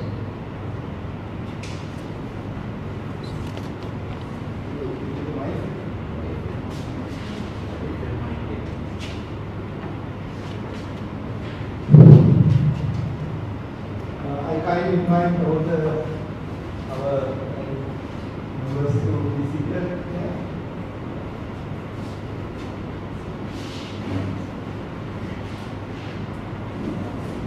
Very good morning, students. I welcome you all on behalf of the Department of Chemical and Process Engineering. This is our inauguration session. This is our next session. Actually, up to now, you have gained very good understanding about the sustainability and the process engineering. And Professor Alvis gave very nicely how you broadly think implement sustainability to the processes, okay, as a society, and then we need to make changes in the process level. Let us discuss further this. Now, again, I want to introduce our panel members. Senior Professor Ajit Alvis, Dean, Faculty of Graduate Studies, and Mr. Sanjeeva Cholakumara, Chief Executive Officer at Enviro Lanka Private Limited, Mr. Priyanjit Pereira, Chief Operating Officer at the Phoenix Industries Limited, Mr. Indika Kumara, Head of Manufacturing at Unilever Sri Lanka Private Limited. This is how I planned this session. I will have a two sessions with the panelists, and then finally I will give opportunity for you to raise the questions, okay? Then you can get more clarification regarding their views, so I think we have new questions. Now, to begin the session, I will direct my first question to Professor Ajit Alvis. Sir, I think you told me everything what I wanted to ask from your presentation. But again, I will ask, when it comes to the process industry, how we call process industry sustainable? Can you elaborate characteristic of the sustainable process industry? You can. Thank you. What I just meant, I indicated why we need industry. Yes, why yes. And we normally look at processing part of the industry. We can have different types of industries, but process industry per se. And traditionally, you can run a process where you can be what you call extractive. That's the difference when it comes to sustainability. We have been running industries in extractive nature. In the sense, we take things from the ground or things from whatever as resources, and we consume the resources and make we get things we want and then dispose the rest. So we have been extractive. So extractive nature need now be changed into what you call regenerative. So it's like cradle to grave, cradle to cradle. So the moment you go cradle to cradle, it's regenerative because I extract, I use, I process, I may take it into some form of waste, but that waste is again used as a resource and I come back. So we change our industry, the nature from an extractive nature to a regenerative nature. Nature is regenerative. Our processes have been very much extractive. After a while, if I run the industry the same way that I am doing now, I will find you lose all my resources. Now I can't run this industry anymore. Now we have a situation, right? So now when we run sustainably the process industry, we will not face that scenario, energy will be kind of renewable, right? And the resources, we know what we process, we bring it back, go in circular fashion. I suppose you get it that way.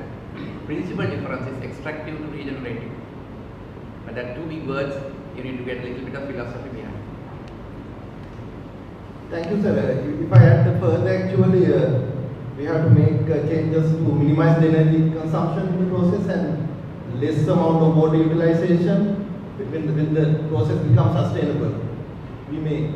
Yeah, we will always have the figures of footprint. I mean, we use this footprint calculation. Yes. You know what the burden that you are bringing on.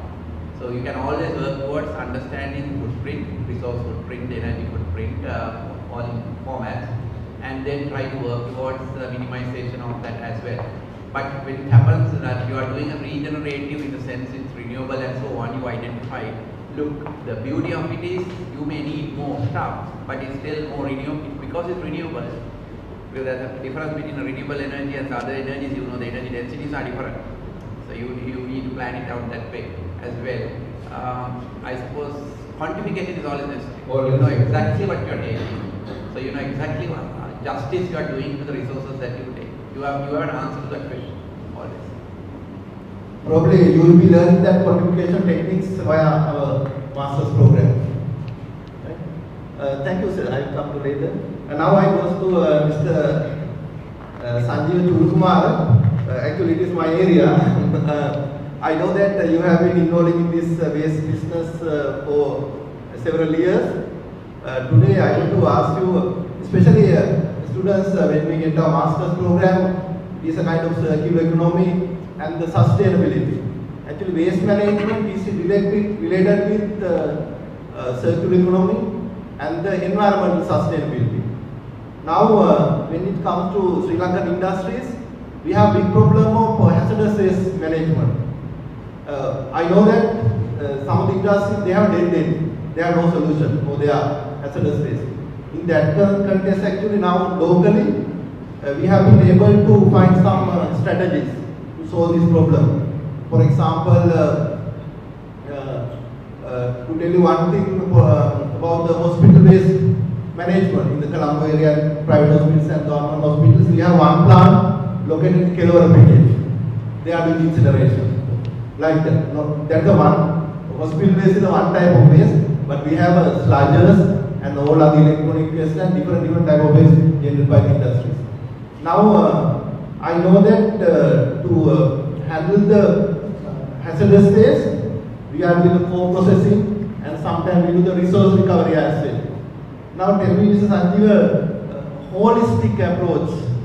Can you briefly explain about holistic approach to the hazardous waste management in Sri Lanka? Thank you, sir. Thank you for inviting me as well. Maybe I think Professor Ajit has covered a lot many in terms of circular economy. Maybe since I have been there for last 15 years, let me also try to add some of the inputs for your benefit, because you are going to have very good syllabus. I'm sure this type of people we need to run the organization. When it comes to waste management, of course, if I talk about waste management, we started in those days. I think I have gone to sometimes the multinational companies and talked to the backyard operator. They handle nitric acids. They don't know about the MSD as we call, nothing. But now the awareness amongst waste generators has also increased. If I talk about holistic view in Sri Lankan context, according as far as, don't quote me, as far as I know or we know, the hazardous generation in Sri Lanka is around 500,000 tons per annum. If I talk about my previous company, INSI, cement kiln co-processing can handle about maybe maximum 90,000. So maybe 25% of waste is being treated. When it comes to, so that is where you get the waste footprint in Sri Lanka. 25%, let's say, go to cement kiln co-processing. Hospital waste, of course, there is one company, they have very, very limited in terms of numbers. Balance goes to the waste to energy guys. They accept about 700 to 800 tons per day, but what I know is that most of the time, in Sri Lankan context, the non-hazardous, hazardous waste are being mixed up. And they have, that's your subject, and they have a lot of issues in terms of managing their processes, etc. So, and also, meantime, there is a sort of a national movement on having our own landfill. We have a lot of criticism over there. So, Sir spoke about the global recyclability or recycling or circularity gap is around 9% or 8 to 9%. Even in Sri Lankan, 3%, but I believe is when it comes to industrial waste is more than, maybe less than that. So, what I really need is, what I really know in the context of Sri Lanka is still a national need, unsolved needs. In like cement kiln co-processing cannot handle. There are a lot of difficulties in terms of handling, the hazardous waste. But when it comes to the waste profile in Sri Lanka, we have experience. It's very difficult to handle because we have numerous industries, SMEs, and different sort of industries, and waste profiles are extremely difficult to handle. When it comes to other cases, like my previous company, cement kilns, like some of the negative impact that we are getting to cement kiln, the process, the sustainability, environmental aspect, the occupational health aspect, we cannot handle it. So that in terms of holistically speaking, Sri Lanka needs more solutions, sustainable, and there are solutions in the world, but we need to bring it. But mostly the barrier is sometimes the technology, sometimes the economically it's not viable. And also, Sri Lankan companies cannot afford this sort of high-level, technology, the cost of service. That is another reason. Hope I answered the question. Yeah, thank you very much. I think you answered. Just to add you on the top of that, what I actually in 2017 I visited Finland, waste park, run by the Portam company. You will see that they have found the total solution, zero waste on the same spot. You have incineration, you have anaerobic digestion, you have recycling, everything is there actually. Ultimately, they have a very tiny landfill, but you cannot actually treat. You see, you cannot treat all the pollutants. You cannot recover. Ultimately, something you must have to go to landfill, right? So that type of total solution is appropriate for the Sri Lanka, but very technologically and the economically bit higher. You have to spend a lot of money, and the technology is also needed. So as you told, still we don't have that concept in Sri Lanka. There is a waste park. Yes, waste park concept is not happening, but I have seen a lot of industrial symbiosis approaches. Like as a good example, Norotchol is emitting fly ash. We have a cement plant next to that, and we have a developer product to take this fly ash, blend it into a new sort of a cement product. So which is again an hazardous waste, but we have a solution. And again, sometimes like extrusion industries, we are getting sludges where we have some inorganic part like aluminium, ferrous, etc. So as other industry, like as a cement industry, we get benefit as well. It's really a industrial symbiosis. To address your point, of course, total service solution, we call it in waste management, through an industrial sort of a part. It's not happening in Sri Lanka to a great extent. Thank you, Mr. Sanjeev. I will come to later. Now I will go to Mr. Priyanjit. You have been in the polymer industry so many years now. Let me ask this thing. As you know, in the polymer industry, actually we have this injection molding, blow molding, extrusion. Those are very high energy consuming process or units. Can you tell me where are the places we can apply sustainable concept in the polymer industry? Actually, now this polymer, I will take plastic. First, the polymer, for example, as Professor Ajit is trying to mention in his presentation, we are approaching in this sustainable aspect in 5 areas. Like, first of all, you try to reduce plastic consumption. For example, we are working with many customers how to reduce the plastic content of the product. We are doing a lot of research and development, and we have a very good R&D team, and we are doing a lot of researches and try to reduce the weight, for example, like that, and try to reduce unnecessary components, especially for the specific items, and we are doing design of the product in a specific manner that where we can have the sustainable aspect of the product, like that we are doing. The second thing is then we can do to reuse the product, like that. So reuse the product means, for example, we are producing our ice cream container to Elephant House and Cargills. So we specifically produce that product after you consume. You can use it to another aspect, like store other items like that, and as lunch boxes sometimes, and you can use it like that. Phoenix, definitely we are in agreement with our management. We have a very solid team. We have already decided that not to invest any single more anything to single-use plastics, because single-use plastic is, as Professor Aditya is rightly mentioned, because plastic today we cannot live without plastic. For example, even the saline bottle is plastic, stethoscope is plastic, MRI scanner. Even we cannot have this 70, with the plastic introduction to the vehicles, we have 70%, 60% energy efficiency with that.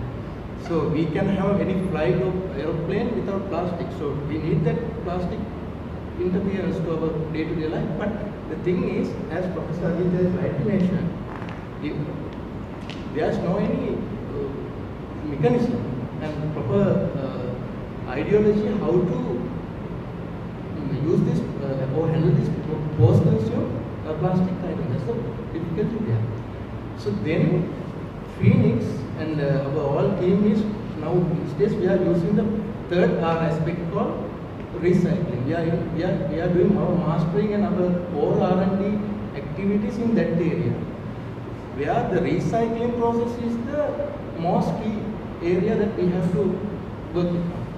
And for example, in 2100, the economists and everybody, socialists, they believe that the primary product of plastic is, crude oil, that's going to be depleted. So we won't be having any maybe virgin plastic by 2100. But we have already used plastic. That's the problem. So even our mobile phone is plastic, the laptop, everything is plastic. So then what will be happening there? So there that plastic, the recycling is the most. There are two concepts of recycling: is mechanical recycling and chemical recycling. So those areas we have to master. So in that scenario, Phoenix, we went in last year Germany to attend K-Fair, and we saw that all the slogans, all the posters, everything in the circular economy now. Because Germany, I will tell you, when I attended to K-Fair last time in 2016, sir, the plastic recovery, recycling ratio in countries around 65%. Now last year when I went there, it is 85%. They are promoting plastic. Honestly, Germany is promoting plastic. They believe that, and that's all the civilians, the attitude is towards the recovery. Now in Sri Lanka, what is happening? Our day-to-day, our civilians, they segregate plastic. When you dump the plastic to this our municipal council lorry, all get jam again. So no point of we are doing segregation anything. But Germany is not like that. Everything is system. Everything is their place. So recycling is the third aspect that Phoenix is working on. And then another area we are working is rotten. Rotten means R. It means compostable. Compostability. Honestly, for the single-use plastic products such as, for example, lunch sheets, we have already introduced compostable materials, which is produced by using cornstarch 60%, and other materials are PLA and PBA, bio-based materials. and those are 100% compostable. We are not believing in biodegradable honestly, because biodegradable create microplastics. It's just additive and it's just break the polymer chains and create microplastics. So we are not into that. But definitely we are in the compostable way. This 100% compostable after 6 months. Those kind of material we are trying to introduce to the single-use area, but not petroleum-based plastic for those areas. Another thing is refuse. As a plastic company, I am not telling not to actually to reject plastic. We have to accept plastic, but what time now we are working with lot of government associations, CEA, Ministry of Environment, and we are actually promoting, and already know that Sri Lanka, there's a policy called National Action Plan of Plastic Waste Management, and it is there's a clear guideline, and we are actually aligned with that, and we have even our managing director, Anamoma, everybody in that committee.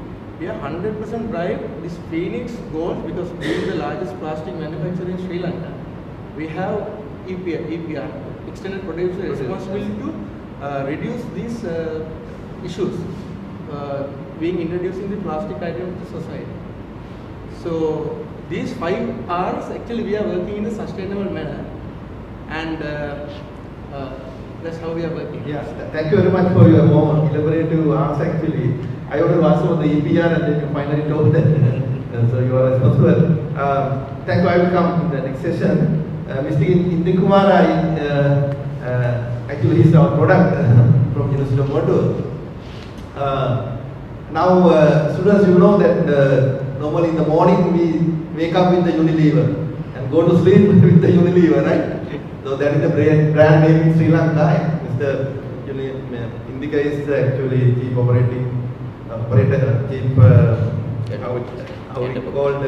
head of manufacturing in Unilever. So let me ask this thing. Even our chemical engineering students are actually working there. No?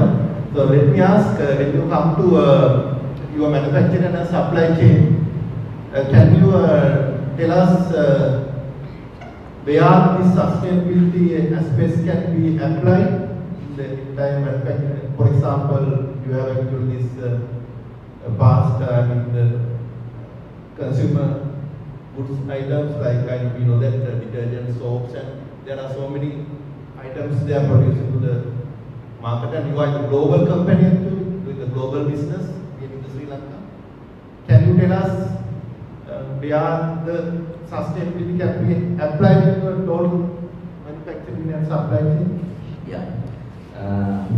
First of all, thank you for me to invite to represent this event, and for the Unilever to give some insight with respect to sustainability, right?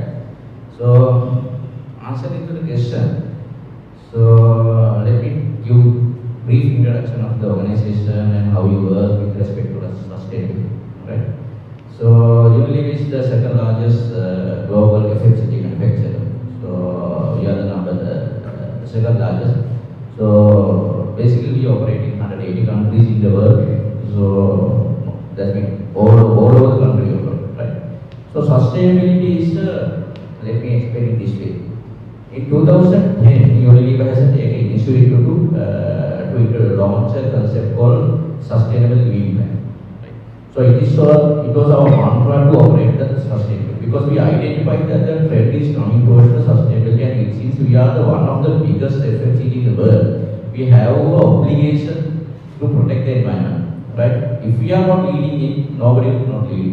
Because in context, people are looking at the MNCs, how the MNCs are operated in the countries and how the MNCs are working in the global context. So understanding the importance of leading that, so we are one of the first company who introduced a global agenda called Sustainable Living Plan, right? So there we introduced a concept called double the business while having the environmental footprint.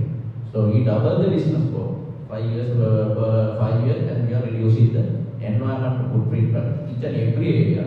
So that means emission and everywhere how to reduce the environmental footprint by having the environmental footprint. So we ran that organization, that agenda for 10 years. After that, in 2015, Unilever signed the UN treaty, sustainable agenda. And after that, 2021 also we introduced a compass organization structure. We understood that the sustainability is not purely a supply chain part, which initially it was a supply chain part, but to be a more responsible organization, that we understood that it has to be a part of the brand as well. You cannot, supply chain is because supply chain, the purpose of the objective of the supply chain to produce what the consumers are requesting. Right? We need to be competitive in the market, yeah. So otherwise people not buy. So for example, we can sell product containers with very high costly, but people do not buy. So the thing is, it has to be embedded in the fully integrated corporate strategy. So at that point, you will even take a compass, that strategy called compass. So basically, we believe the organization with purpose lasts, right? Where your purpose is to, then we change our purpose for the organization and the vision we change. So the sustainable living for commonplace. So they change their vision into the sustainable angle. So with that, the organization, each and every BU, we operate in 5 BUs. BUs mean business unit, right? So the home care, personal care, ice cream, and likewise, we have 5 BUs operating. So all the BUs, they have given the top 5 into the brand has to be aligned with the sustainable. Whatever the product that you are going for the market, and the brand strategy, brand teams also, they need to be aligned with the sustainability agenda. So coming to the supply chain. So supply chain has a very clear objective, and they have given a very clear targets of to reduce how to operate the supply chain sustainably. It does not limit to make. In the supply chain there are planning, procurement, logistics, and make, right? So it's not limited to make. So make means how you operate in your factories. In the factories, we have a very clear-cut target which is coming from the global level. Global, they have signed up. For example, 2030, they have to, the operation has to be carbon neutral. So understanding that organization has a regional wise, country level, they have given a target to how to operate and how to reach that destination. So then when the organization is strategically driven, those things are driven, then you will get the funds. Because the country level or the plant engineers cannot drive all these stuff, or the country heads. So the organization purpose and the organization value and the organization strategy should be aligned with that. So you will have a separate expenditure for every year. We are investing continuously on the sustainability. When it comes to energy, we do solar, and not only solar, some factories in India we have wind plants. So we are installing wind plants. In India we have 2 factories, we have 4 wind plants. Right? So likewise we are continuing, not some projects are not IRR projects, that means some projects are not saving projects. Everywhere you cannot get saving. Most of the business organizations, they invest the sustainability if they feel that's a saving project. It is not the approach for us. Sustainability is a common agenda where everybody has to be aligned. And so we identify in Sri Lankan countries, still solar is not be an IRR based investment. But companies are investing only based purely in the sustainability. So there are, when it comes to raw material plant, right? So raw material also we have a separate concept, RSP, we call it responsible sourcing partners. We look at how our manufacturer, because the raw material we buy palm oil, we buy whatever the thing, then we get most of the manufacturers which happen in the third parties. So usually we have only 280 on site in the world, but we have more than 1,000 third-party factories operating in the who procure good stuff to Unilever. We need to look at them whether how do they manufacture, because when you understand value chain, the supply chain, it starts from the raw material. We need to look how the raw materials are produced by these manufacturers. It's not our processes. So it's not limited to our process. We have to look at how the raw material are produced. For example, we need to look at how Phoenix is making their bottles. So we do partnership with them, and we were continuously working with them how you improve efficiencies. Right? So that's come from the raw material. When it comes to manufacturing, I told demand us because we are the market lead of the almost all the categories that we leading in Sri Lanka. It may be soap, it may be toothpaste, whatever the thing. So we are the market lead in almost all the categories. We should showcase our commitment. We should showcase our commitment to the business and to the entire community we are working towards. So some changes what we have taken, it's not people will not feel. For example, if you take the Samsung bottle, we have reduced the plastic. We have considered reduce the plastic content of the bottle, but there's a risk of corporation because you will feel holes may be there, bottle holes may be there. It may be damaging the trade. It may be damaging people, and they will get more market returns because of the damage in the retail market. And the other thing, when we are going to the lamination, government has banning. So now, before that, we started working how we go for the lamination. So sachets. Sachet was the biggest culprit for the environmental pollution. So now, still we have laminate. Surf excel, we have 20 gram, 30 gram, 200 gram, whatever. But the cost of packaging, because of that, we cannot change for the container type. So then people will not buy, right? So then we are working on how to convert these sachets into a recyclable platform. So that somebody can argue why you can't immediately do it, but the technology for that and investment for that and the sustainability of that is very much serious difficult for us. I know when I was in I am a plant manager in the personal product plant, we try to enormously work on the converting this the normal sachet into the laminate which can be compostable or whatever. So the recyclable also very challenging because sustainability, people, capability building. So when you are running for this material, normal virgin plastic for the laminate, we can run the line without any issue. But we converting into recyclable, waste generation of the factories gone from 0.5 to 2% level. The 2% material waste need that we have to charge from the consumer. So then either you reduce to GM, business operating model will be business operation model, business model will be challenged. So that's a challenge that the industries have to try because at the end of the day, this has to be a business issue. Whatever thing, it has to be give return to the business and you should give some return to the stakeholders, especially people who are invested in the business. So we should strike a balance. So we are managers, right? So there are owners of the business, so who need the equity. At the end of the year, we need to pay some for them. So there should be we need to strike a balance on that. So we are investing and we are improving the capabilities of the factories. So but still there are huge challenges where the real talent is highly required for the industries. So that is from the packaging. And the other thing, we are doing partnership with the people, some organization. I think EC we have with the partnership. We are trying to collect the plastic. We are collecting. So plastic from the market and the collection is the problem. So we join with Coca-Cola, we join with EC. We having a collection center. So the EC's collection do the collection plastic from the market and they do all the separation.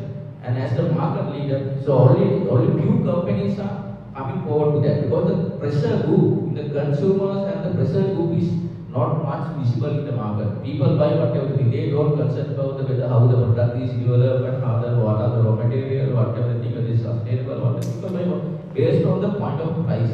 But the context of country Sri Lanka that we have right now is not good time for the sustainability because people buy if you pay very low price. The only concern is for the right now is the price. But if you work for the sustainability, you need investment.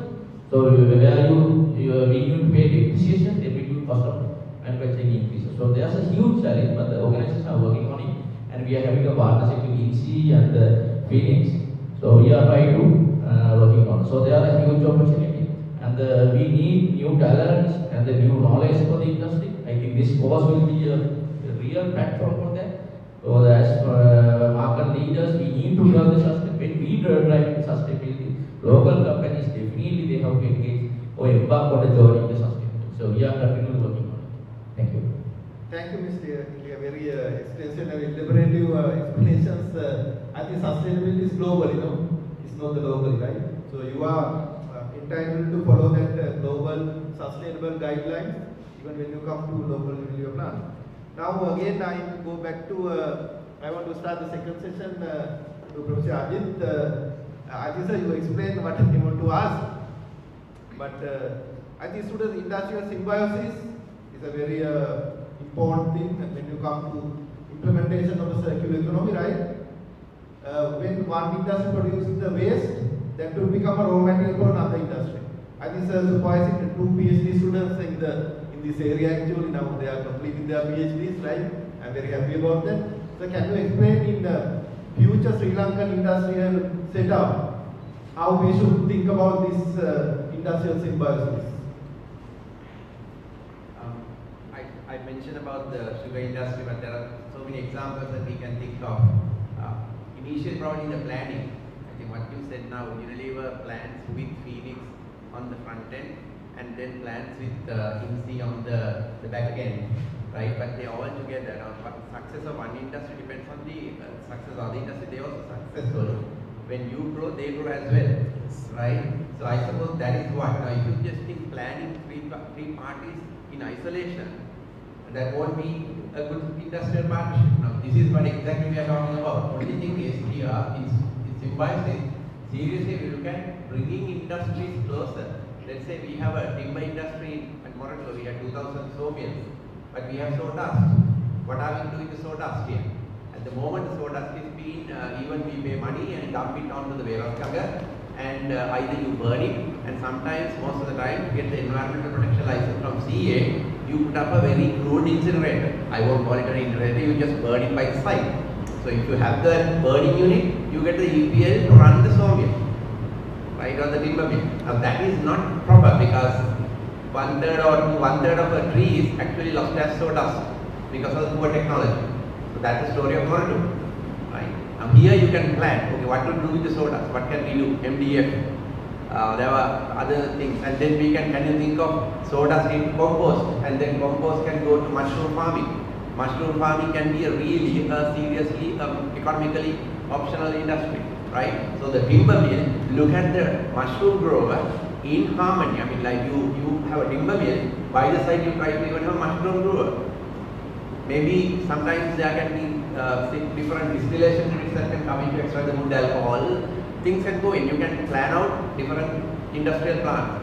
So essentially, you are not having any waste, and maybe the energy can come from. Moreover, we now get our energy from the outside CP, right? Moreover, the industrial estate can get energy out of gasifying or doing with the biomass that is generated from the sawmill waste.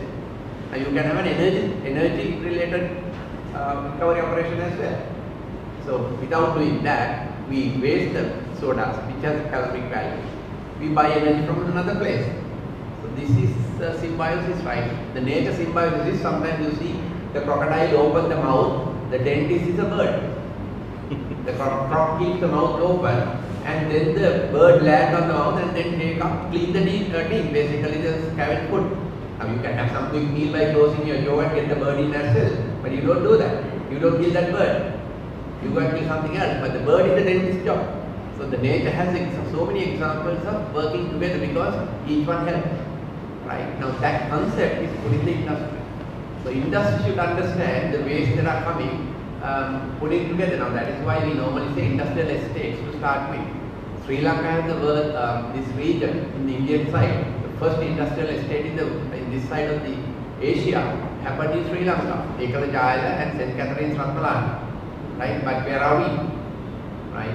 Ekala Jayala. That when you put industrial estate, you have to think, look, if you bring one industry, the other industry should also be working with that industry. You can have completely different types of industries that are coming in that really, okay, you are in the estate for the sake of being in and having a land, but there is no relationship between the neighbors and so on.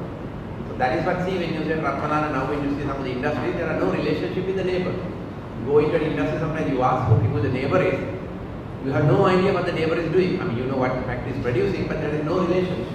I mean, real symbiosis, being close together, you try to see like, look, what I am producing, there's something that I can work with the next. I remember when the sulfuric acid plant or Ranala was taken out, there was a tribal movement to put that Ranala sulfuric plant into the Lindell estate to be next door to the Alumex. The idea that was needed, acid was needed for pickling operations. Right? So an acid plant next to the aluminium operator and so on, that is together, you have captive use. So that's the kind of you should, so if in the industrial planner, think only your industry, your product, your cash flow, you forget everything else and you are just trying to sell and live, you will not have a good success story. There is always success when maybe your part of the waste becomes an investment to another, and that person may be more successful for that investment, right? Whereas you may not get invest for your waste upgrading. Waste as a result, that's somebody else's task. When you bring the industries together, you can have real good value coming out. That's what we should try. Now, Sri Lanka did the sugar industry, paper industry in separation, because most of the time we got our industries as gift from another country. So you get the gift, train the people there. You don't look at industrial planning. You plan to run that industry. So that's one of the reasons that our industries actually went down in efficiency. So if I take sugar industry and the paper industry, availability and the Sevanagala and so on, it would have been nicer to plan the waste, the bagasse from the sugar industry to be the paper raw material at the paper factory and get the liquor coming back into the sugar to the energy generation. Now that is, if you have planned two industries together, we probably would have a paper industry today. Now we planned a brand new recovery method for the caustic recovery for the availability and we paid even before the proof of concept was shown. So the reasons are we planned just the paper, or we had this gift and we just ran it. So industries need to be working together like in nature. That's the essence of it. So raw material in, energy in, product out, waste out. Your waste out should go into something else. And so that is connectivity, the block diagram of multiple industries working together. Thank you very much. Thank you. Then I goes to Mr. Priyanjit again. Actually, we know that any industrial operation involves the environmental impacts, environmental sustainability. For example, when you come to polymer industry, when you do these operations, can you tell them briefly how you minimize these environmental impacts? Exactly, when we do basically the recycling operation, most of the material recovery facilities, they are doing normal regulated mechanical grinding process where your dust, noise and everything is too harmful to the environment. And again, sometimes microplastic is created. There is really now even our Ministry of Environment and CEA had already put their most attention to control that. Even I think by this meeting we have a good big conference. We are also participating in that, how to reduce this microplastic effect to the environment. So these kind of issues are there with this recovery. We are doing this recovery and recycling.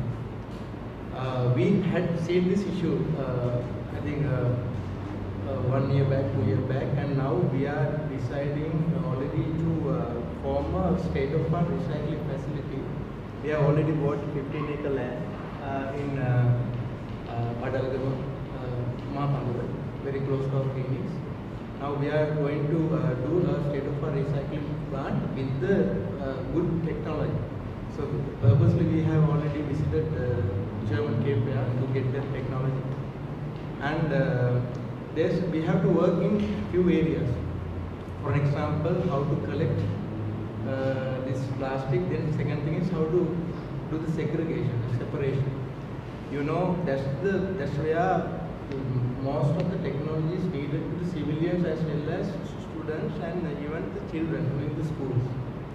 You know that plastic is very essential to us, but our people actually they don't know how to separate plastic, identify plastic even. For example, number 1 recycling symbol is to PET, and then number 2 is to HDPE, number 3 is to PVC, number 4 is to LLDP, number 5 is to PP, and number 6 is to polystyrene, number 7 is to other, and number 9 is to ABE, ABS acrylonitrile butadiene. They are vehicle parts. Most of the electrical parts are being manufactured by using these materials.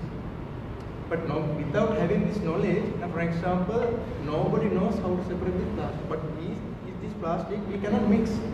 Then quality of recycling is deteriorated. So nobody knows about this. So our Phoenix now, we are in the process of teaching school children. Right. And we are highly, now we have Sadalanka Central College, and also we are working with EcoSpindle. They have plastic mama concept, and we are also supporting with them, and we are going here and there, we are teaching people. And we are highly recommending by Ministry of Education and Ministry of Environment to add this subject into syllabus of school children. And because plastic is very important, and we can earn money. We can earn money because now Phoenix, our effort is to convert 2,000 metric tons per month, not to internal use, but also to sell. Because reduce can be happen by reduce the plastic content, and also we can reduce the virgin content of the plastic. So that's also it's a reducing aspect. So we are working on that, and most probably this will be happen. And this another thing is noise. How to reduce the noise is there are a lot of granulators that now it's soundproof granulators. Soundproof granulators, and also this. To eliminate the dust effect, there are a lot of equipment now already we have seen. Now China is also doing very good. For example, Polyretech is one of the best companies having very good German quality technology in China. So now we are working with them honestly. And they have wet grinding, which is called wet shredding. And then after that, these flakes are subjected to abrasion washing. It means chemical friction washing and chemical washing. And after that it's drying, and those flakes, it's a fully automated process. And then after that there's another process. Even separation is also can be done by using ultrasonic sound technology. That's also there. And then these dried flakes then can be pelletized. So those are now fully automated. Now we are working on that as a solution for this issue. Thank you very much, Priya. As I understood, your new German plant will come up with the online monitoring system, no? With all the emissions, that life will be much easier, no? So thank you very much. Now I come very quickly to Mr. Sanjeev. Just a very simple question. When it comes to handling hazardous waste, you know, collection, transportation, processing also is very difficult. Can you tell me what are the challenges in particular hazardous waste handling? I mean, this transportation and processing. Thank you. I think handling industrial waste is extremely difficult task. I think you've been a chemical engineer, chemist, etc. You know what exactly the challenges. Our main challenges when it comes to industrial waste is to handling these heterogeneous materials. Like you go to today Unilever and to someone else tomorrow, and you get same sludge and completely different chemical formula. So we have, when it comes to cement kiln co-processing, it's again we are putting waste into cement kiln. Two processes are happening simultaneously: clinker manufacturing as well as the waste disposal. So we are extremely careful. We cannot put anything and everything to cement kiln here or Sri Lanka or any other part of the world. So we are extremely careful, so that one of the bigger challenges what we have is to handle this chemistry. Because we handle at least 5,000, 10,000 types of waste here in Sri Lanka. We've been one and only the, that level, the hazardous waste company. So what we have done is to mitigate that is we have a 5-stage quality control. Like many people are blaming the cement company or taking time, etc., etc. So there is a purpose to do so, because we need to manage the chemistry, and also since it goes to another process. Like my quality manager and the process guy is coming and taking, and our environmental manager is coming, okay, your NOx is going to be high, your heavy metal content is going to be so and so forth. That's the one challenge in holistically speaking. The second challenge I would like to say, and the composition are changing drastically. Today we sign an agreement for some waste and tomorrow he's giving another waste. So how we can check? So there is an ample amount of effort in quality assurance and controlling. So we are doing it at various stages and we reject sometimes the waste. And we cannot go and tell our clients, I cannot tell Indicat, okay, Indicat, I want this much of chlorine, you make your product according. Cannot. He has another way of production, and sometimes the product itself is needed. Like one of the joke we are saying is like we had an aluminum extrusion industries and they are using sulfuric, and sulfur is going to be killer for us. Sulfur incrustation in cement kiln is a big problem. It's huge cost. So I just asked jokingly, can you use nitric? They said they laugh. You can't use nitric instead of sulfuric. And also we have another good example as well. We realized that if I take time, we realized that one of the largest the fabric mill, and we found that heavy content of chromium, and we immediately went into that they didn't realize that chromium input, and big thanks to us, then they realized that one of the technical grade material which we are using in water purification from China or whatever, and it has chromium. That's where what Indika said, you reject in your product, in your procuring process. If you have a good visibility, you can reject it. So the third challenge that we have is the environmental concern, because so we have continuous emission monitoring systems, we have other safety measurement, etc. And also cement is industry where you emit CO2, so we have to mitigate that as well.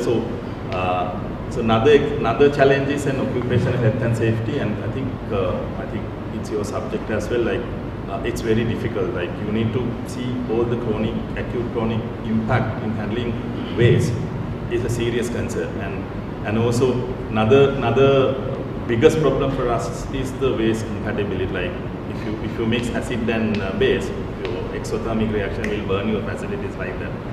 And another challenge is to bring all state-of-the-art.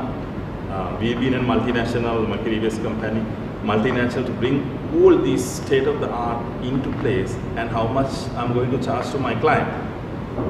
So that's another bigger challenge. So we can bring it all the required facilities, but can that be affordable for companies? So those are in brief some challenges. Yeah, thank you very much. I know that composition area is actually the 1 hour maybe, no? Yes. But you have very sophisticated characterization techniques, no? Yes. To have like heavy metal and all these things. Okay, thank you very much. It's a very actually interesting topic. Mr. Indika, my final question, I think you are very extensively elaborated what are the initiatives taken by the Unilever to make the process sustainable. Very briefly tell me among them, very practically prioritize what are the very significant among them, the initiatives you taken very recently. Yeah, basically if you take in a big holistic way, in a big way. So basically one of the key priority for any company or what we are driving right now is the manufacturing excellence. Right? Manufacturing excellence is the key priority for sustainability. So we are driving hardly that. That means we have separate Unilever manufacturing system. It was world-class manufacturing. So where we look at all the aspects. So the thing is, so if I take few example from that, you cannot improve without measuring. First thing you have to measure. Right? What the energy you have to measure. Whatever the plastic or everything you have to measure. All the input you have to measure. So now we are using, we have a separate concept called smart factory. So where we have in the Sri Lanka, we are globally we have identified 30 factories. Sri Lanka we have taken Corona as our lighthouse factory, where we measure everything. So energy measuring is the one of the key, where we have putting huge money for the automated measurement system, where the energy, water, electricity, and everything is in the dashboard, where you can measure and you can understand the tendencies, and you can sync with the plant managers and plant engineers for app and phones. So where we can measure and all the efficiency, where you can improve the efficiency. So that is the biggest our thing that we are driving, especially at the AI part, artificial intelligence. So we are and the data analysis. So we are not putting all those technologies into the operations, where we can get more and more benefit, because most of the time we get the report at the end of the month. we know what is the electricity. That will not work. For the sustainability, you have to measure what is happening in the process. So they are putting a lot of data analytics and new technologies, new applications to analyze the process and get the on-time visibility of the process. That's the one thing. Other thing is what we are doing right now is the rainwater harvesting. So I will take one or two. So rainwater harvesting, we are collecting 25% of our collection from the rainwater harvesting, and we are trying to put them into the product. So basically, we are getting raw water and we treat it and put into the product where the manufacturer shampoo and conditioners and everything. But we are now trying to put them into the product and it because there are some concern for that, but we are clearly and it will be that way. Another thing is the basically I will take another one from the packaging. So we are drastically working on adding recycled plastic into the product and reducing the virgin plastic consumption. So we have done a few works and they are working on it where around 40% of at least the virgin plastic reduction from the by adding recycled plastic. There are many initiatives we are working on it. So and we are working with the organizations like Eagles, Good Cities, and put some plastic collector with what you are seeing in the presentation. So we are continuously investing on those things. So last and not least, but it's the capability building of the people and the management. So to get this benefit, you are running an organization with the management, right? If your managers don't believe this, you cannot make it. Right? So basically, if you go to a factory, you can understand the level of the management. How do they run the factory and what is their depth of running, and how do they believe the concepts. Right? So for that, we are improving immediately all the capabilities of our managers who work in Inaugural, especially technical staff and the senior management, top level management. It's a crash course program. We are improving, we are putting them. These are the concepts and these are the global trends. So we are having a global network with them for in the other countries. So these are the trends. So these are the things that we are doing right now. I think it will give a good benefit for the not only Inaugural for the entire society, where the other companies also will come after us. Right, thank you. Thank you very much, Mr. Indiga. I think we have come to the conclusion. Let me thank all the panelists. Actually, very fruitful discussion we had. Students, I think you will be able to learn the sustainability and the process engineering. As Professor Narayan very clearly mentioned, the modules we have formulated. Start with the process synthesis, that the selection of the root cause reaction, until you go to plant operation and management, right? All these intermediate steps, we can map our course module in your program, right? So you will be able to learn all those things in the theoretical, practical, and very closely collaborative with the industry, right? We have more industries than only few people actually today we have invited. We have very nice collaboration with the industry. Once again, thank you very much for all the panelists. So I conclude our panel discussion. Some questions. Sorry, I forgot it because I am looking at the time. If you have, thank you very much, Professor. If you have any burning questions, you can raise. You may also.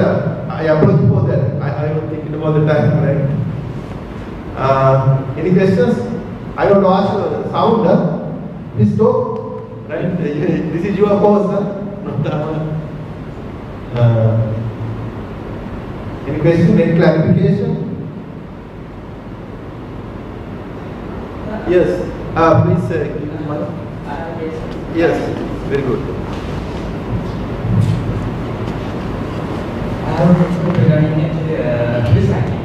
So, recent articles published by Berlin Economic Forum, they are saying recycling 142 lines is enough with the properties of the actual properties of the product. So, at the moment, as a sustainable process of PG, what do you think that what actions you are looking at the moment to gain the basic virgin product properties when recycling plants in the product? So you mean after recycling, yes, you will change the... So one item can recycle to or 3 times maximum after the properties of the is so at the moment, so what kind of maybe realistic? Yes.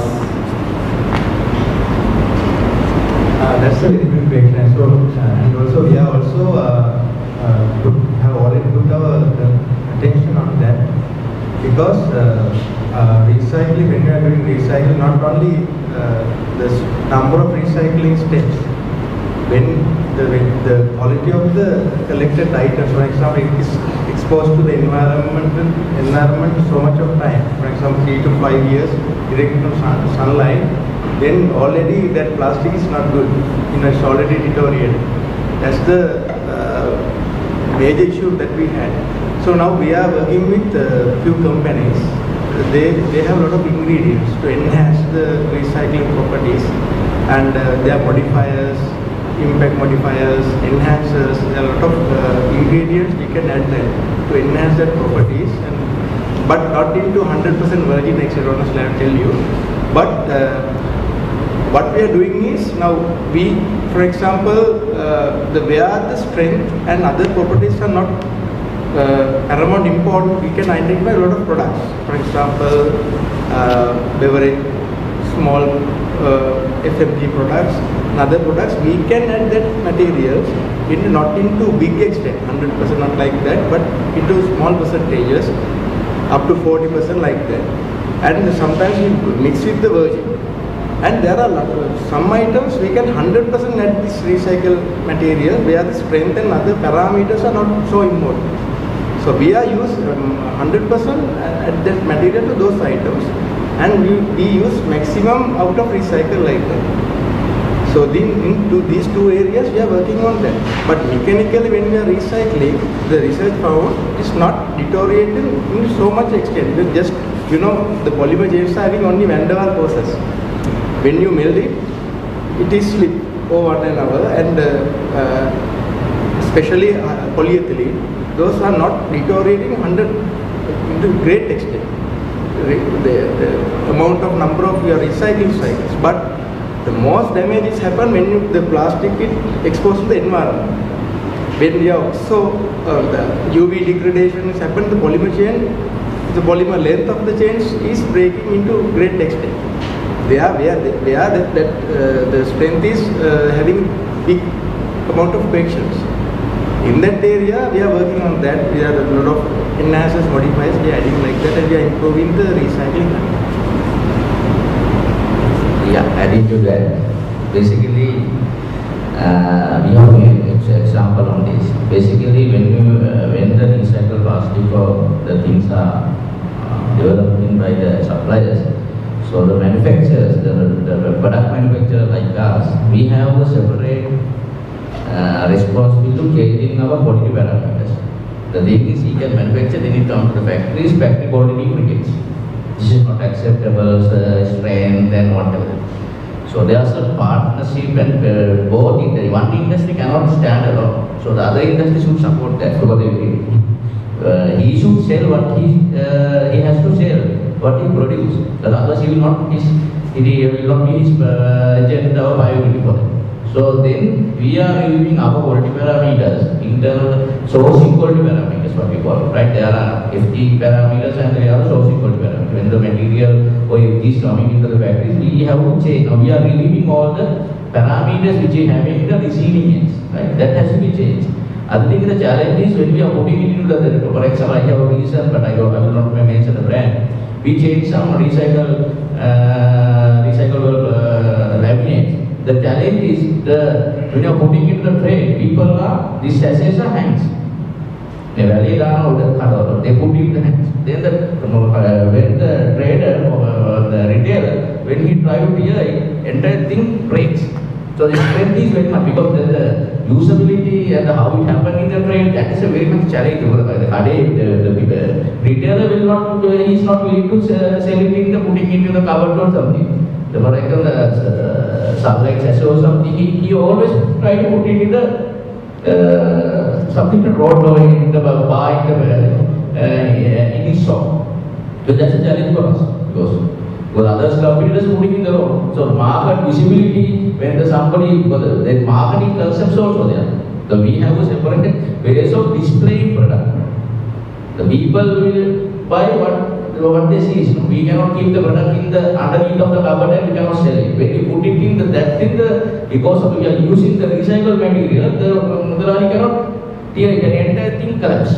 So we put few product, most of the thing return back to the back into the factories. Because it's not being possible. So there are huge challenge for us.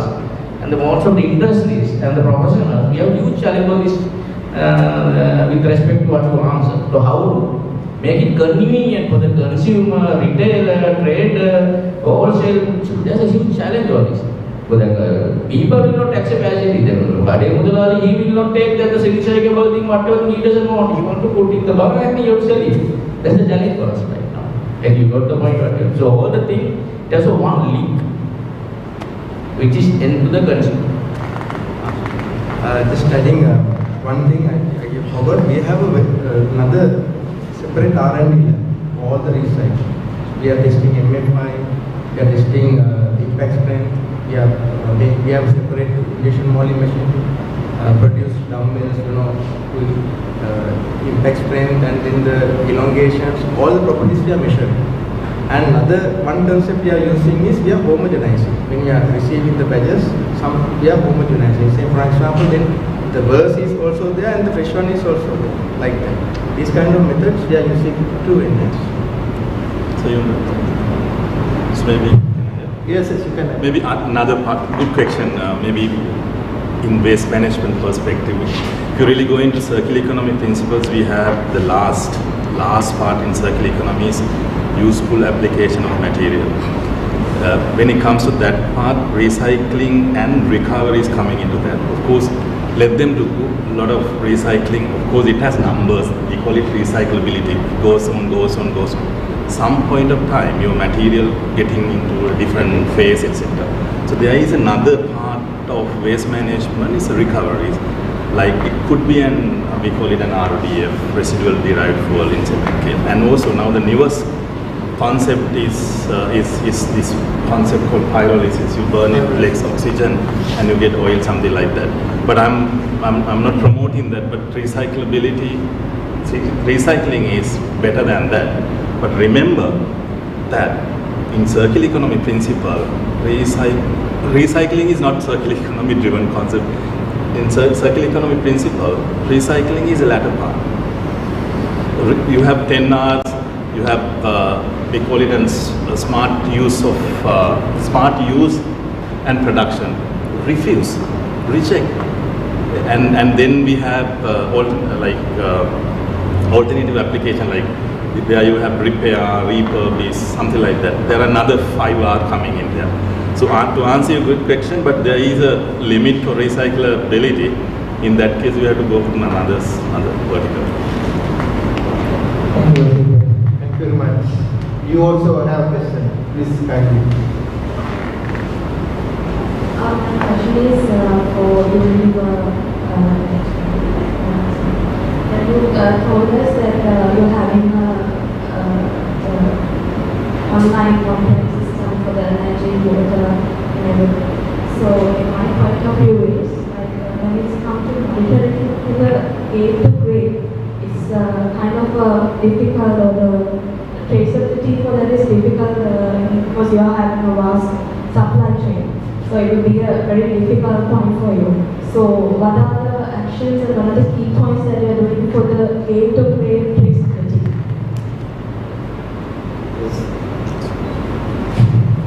So basically,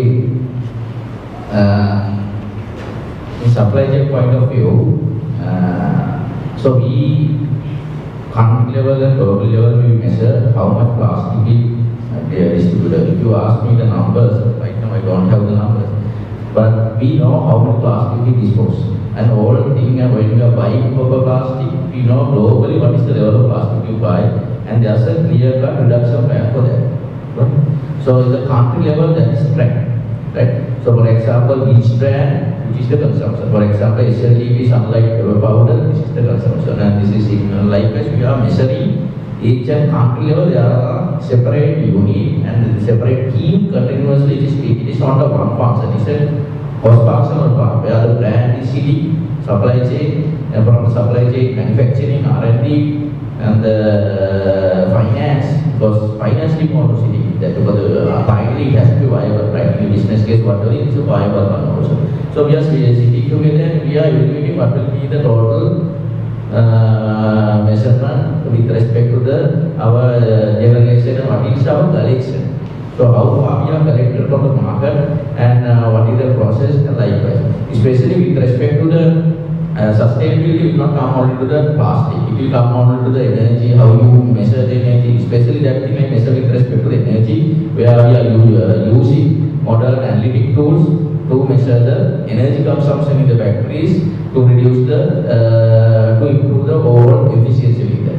So plastic thing we don't have any AI model or something, but we are using a separate statistic tool to analyze what will be the consumption, what will be how the trade it has been handled. For example, we having a separate trade team in each area. They know what will be how it is handled in the primary locations and the secondary location. Secondary mean the primary mean our warehouses and those things, and the secondary mean our distributors, and the tertiary. Tertiary in the sense basically where it is happening in the retail market. Retail market is a different scenario. So we have a separate sales team, we have separate merchandisers. So they go to each and every shelf, and if there is any deviation, they refer to the distributor. Distributor point we collect all the data. So something like that we are doing. And the car business, there are two types of trades. One is the GT, general trade, where we are operating in the normal shop, and other one is modern trade. In the modern trade, our visibility is very much high. In the food cities, we can see how we can, people are putting out separate collection bins and we collected, and that kind of things are ongoing. But it is not to it has to be pulled further and continuous journeys. Especially for the CO emissions and Sorry? for the CO emissions, when I help with the GHG emissions, so the transport also you have to consider. Yeah, so basically global logistic numbers we are driving. So when we do the lecturing, I can show you the global level we measure what will be so we call it scope 2 emission, right? Scope 2 or scope 3, scope 2 I think. Scope 2 emissions, so we measure, we have a scope 2 measurement. So we measure with that also. What will be the country level and global level emission with respect to the logistic part. So we have a few countries. For UK, we have introduced the hybrid vehicle for the logistic purposes also. So the electric vehicles, but in Sri Lankan context, electric vehicle for the transportation lorries and very much costly. So that is right now it's not viable for Sri Lanka, but definitely with in future it will be one of the trend for us as well. But it is one of the major private for us. It's a logistic.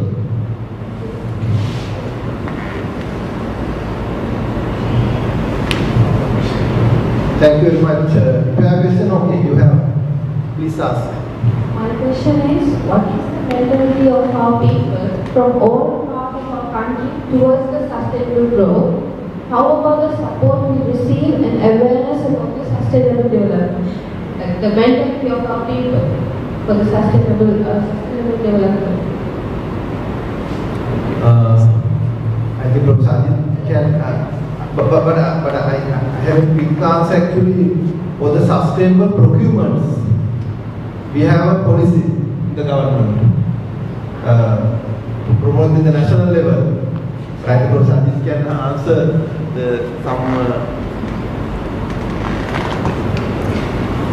We have about 86 national policies, and we were the first country in the world to have a sustainable select committee in the parliament and a specific national act as well for sustainability. Those are documents. Right, your question was more specific about how we feel and how we do. Right? People's mentality. Yeah, that's not difficult. I suppose you all know the answer in a way, right? When we have a certain conditions of living, say your immediate priorities or immediate problems are so severe, sustainability is not the most important aspect on your mindset. I mean, like, you're not thinking about sustainability because you are trying to, you have one more burning issues. And I suppose Sri Lanka right now that we have those burning issues quite a lot, and I'm not sure about sustainability being addressed at the top. I mean, it's not in the top of the mind, for sure, right? But I mean, that's what I feel. Say waste management, for instance. I mean, forget about the broader sustainability. How much of times we have tried with this waste management to get to certain waste segregation, recycling, and so on, and we are not making traction. And you always find in a society it has to be done with maybe depending on the economic activity. You remember situations like you have seen sociology studies that have been on. The adult is not really keen to recycle, but you find the child who is going to the education and seeing some of these new developments with their education input, the child is much more responsive, right? So you find the generation aspect also coming in because they learn, listen, hear and see. Whereas the adult has gone through a very different way of living, so it's very difficult to train yourself for that. But again, in that we are now probably facing a problem because even for the child, the burning issues are different things are different burning issues, and I'm not sure the education, we are not fully supporting getting the sustainability stuff in. Even though the education has a lot of elements, I mean even frugal, electricity consumption studies, how to save at home. There are elements in the education curriculum to do that, and workbooks as well in the government curriculum. Answer is yeah, we are failing short of. I mean, we are well short of what we should be having. That's my view. Lot to improve. A little bit adding to your question, we are trying to do that change. Honestly, few people, hospital, Phoenix, Unilever, we are trying to do that change. We know that definitely there's a big gap. Where we see in other countries in Sri Lanka, definitely as Professor the priorities are different as the. But school, we believe that we have to get the school level children when they come to our responsible age, then we can have a better society. So we are attacking the school children at this moment, most probably. So one day, yes, we have to come. Yeah, I think that to be. So basically, each and everything become a priority when the leadership take these steps. Right? So in country level, organizational level, whatever, right? So that's how it happened, right? So for example, since I have been in India for 15 years, so everything becomes a priority when the top leadership take as an initiative and it has been set as a target and it has a clear direction, then people are working on it. But to make the, I mean with respect to the organization, right? So to make a organization strategic level alignment or the direction, it will happen when the consumers are becoming much more attentive to that. Then they will understand this is the priority and this is the agenda for the consumers, and consumers are seeking for that. Then they will understand. To make the local companies or the companies to make more sensitive on this issue, the consumers should have a very much high right to ask for that. Then the people put more and more effort to improve the sustainability agenda, and otherwise it will not be. So everyone in here in this room have a huge responsibility to ask for the sustainability product from the companies, then they will make it as a priority. Thank you, answer. That's the type of question that probably in the master's, where you can drive that into much more quantified ways of change. How do you bring that change? Right now, even in the crisis, now we are facing an economic crisis. Probably some of the decisions that we can make at this time, maybe we should not be thinking like, okay, now the fuel is back on the tap, that we are okay. I don't think that's the way we should have acted. We should have been looking at differently now. When the Japanese had that issue with the Fukushima, they switched off nuclear power. Even though they had other nuclear power, they switched off and turned to things like wood pellet.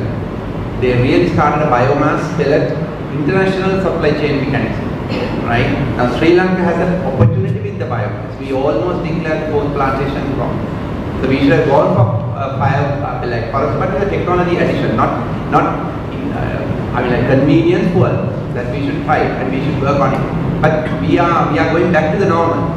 Normally this is the early format. So if a crisis sometimes can make you stronger to take some of the difficult steps, take the right steps to suit the future. But that also doesn't seem to be happening.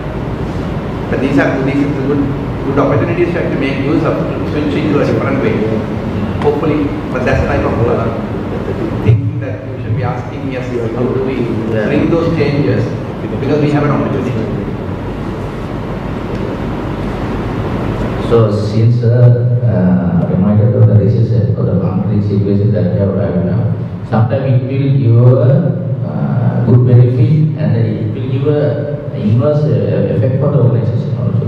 Because the organization now going back to the look at their cost structures, right? Because of the so much of raw material prices has gone up and so much of energy, because government increased the energy prices. Now everyone look at how my efficiency side to improve.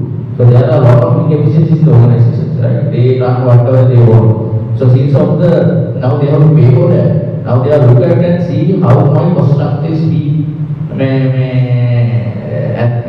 especially the energy cost. So a lot of energy audits are happening in the organization, and they look at their packing material. Sometimes earlier we did check how to reduce 1 millimeter from the soap wrapping. Right? We reduce 1 millimeter from soap wrapping, nobody will feel it. The huge saving. Sunlight 1 millimeter saving is huge saving for the organization. Earlier we have because it's not a bio. Now this economic crisis itself give organization to look at their cost structures and go for some kind of sustainable approaches. For example, in the soap wrapping, we have removed the PET layer on the wrapper. Earlier there was a PET layer, so you will not feel there's a PET layer which will give good appearance. But for the now consumer, that is not required right now because the context you have to understand. So the organization will adapt for that. So there are huge opportunity for the organization and the professional. So your value is very much high right now. You can go to the industry and you can identify opportunities, especially with respect to sustainable approaches, energy, and industry is seeking help now. Because we interacted with Dr. and Santa saying we are having huge opportunities. The factories are running, they don't aware of that. So now we are seeking opportunities. This is the time that we have to rise up. So actually, we respect that still our intellectuals are with us, good intellectuals are with us to save the industry. Going away from the country is the easiest, but still people are in Sri Lanka and they are protecting industries for the future generation. Right? So it is high time for you all to rise up as a nation and understand the opportunity, give the real solution to the industries. So they, if it is viable solution, definitely this time they will do it. Because this is the time for the industries which is hugely struggling. So local industries are hugely struggling. I know a lot of factories are closed down. Lot of factories, local manufacturers cannot survive right now. Since we are multinational, we are surviving. So because in Sri Lanka having problem, so any other country can manage the global context. That somehow we can navigate. But we know so much of small companies closed down because they don't have the expertise. They don't know what to do, how to navigate this channel. So you are the people who should support this industry. That is the requirement for the right now. Your knowledge is highly required for the computer advice. It's purely required. Thank you very much. I think very valuable discussion. Do you have any questions further? If not, shall we conclude the panel discussion? Okay. Thank you very much. I conclude the panel discussion.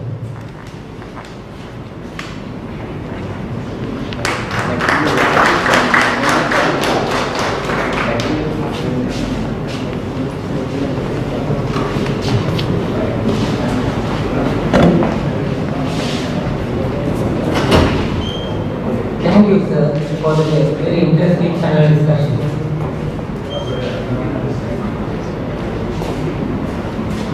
It is the time to extend the gratitude to the panel regarding their knowledge, experience and environment in classroom. We invite Professor PG Diploma to hand over the token of appreciation to Senior Professor Ajit D. Alvis, the keynote speaker at the inaugural ceremony.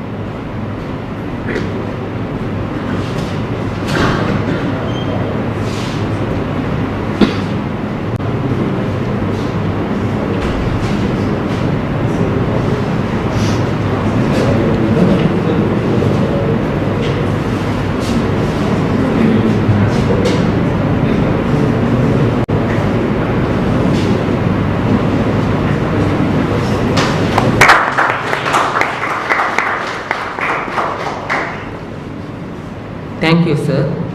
We invite you, sir, Professor Shant Amarasinghe, hand over the token of appreciation to Mr. Sanjeeva Cholakumara, a guest of honor at this inaugural ceremony.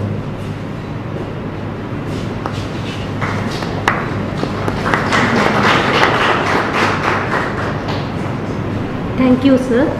We invite Professor M. Narayana to hand over the token of appreciation to Mr. Priyanjit Pereira, a guest of honor at this inaugural ceremony.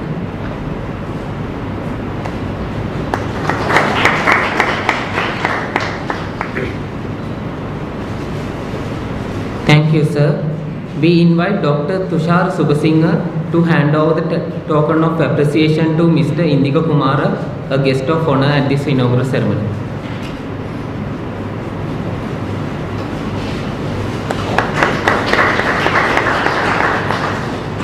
Thank you, sir.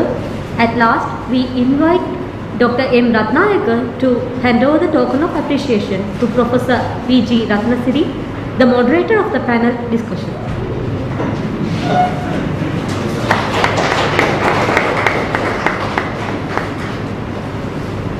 Thank you, sir, for joining with handing over the tokens of appreciation. Every successful event has a dedicated organizing committee as well as a generous sponsor. The sole sponsor for today's event is Panacea Solutions Private Limited, number 28, Mahanama Road, Panandur. Panacea is an engineering solutions provider catering a broad spectrum of requirements in diverse multidisciplinary knowledge sectors including but not limited to science and technology, engineering, manufacturing, energy, architecture, medicine, pharmaceuticals, social sciences, environmental sciences, natural sciences, economics and accountants. Especially, Panacea is the sole agent in Sri Lanka for SIMA Pro life cycle assessment software. Ladies and gentlemen, let's watch a brief video about our sponsor today, Panacea Solutions Private Limited.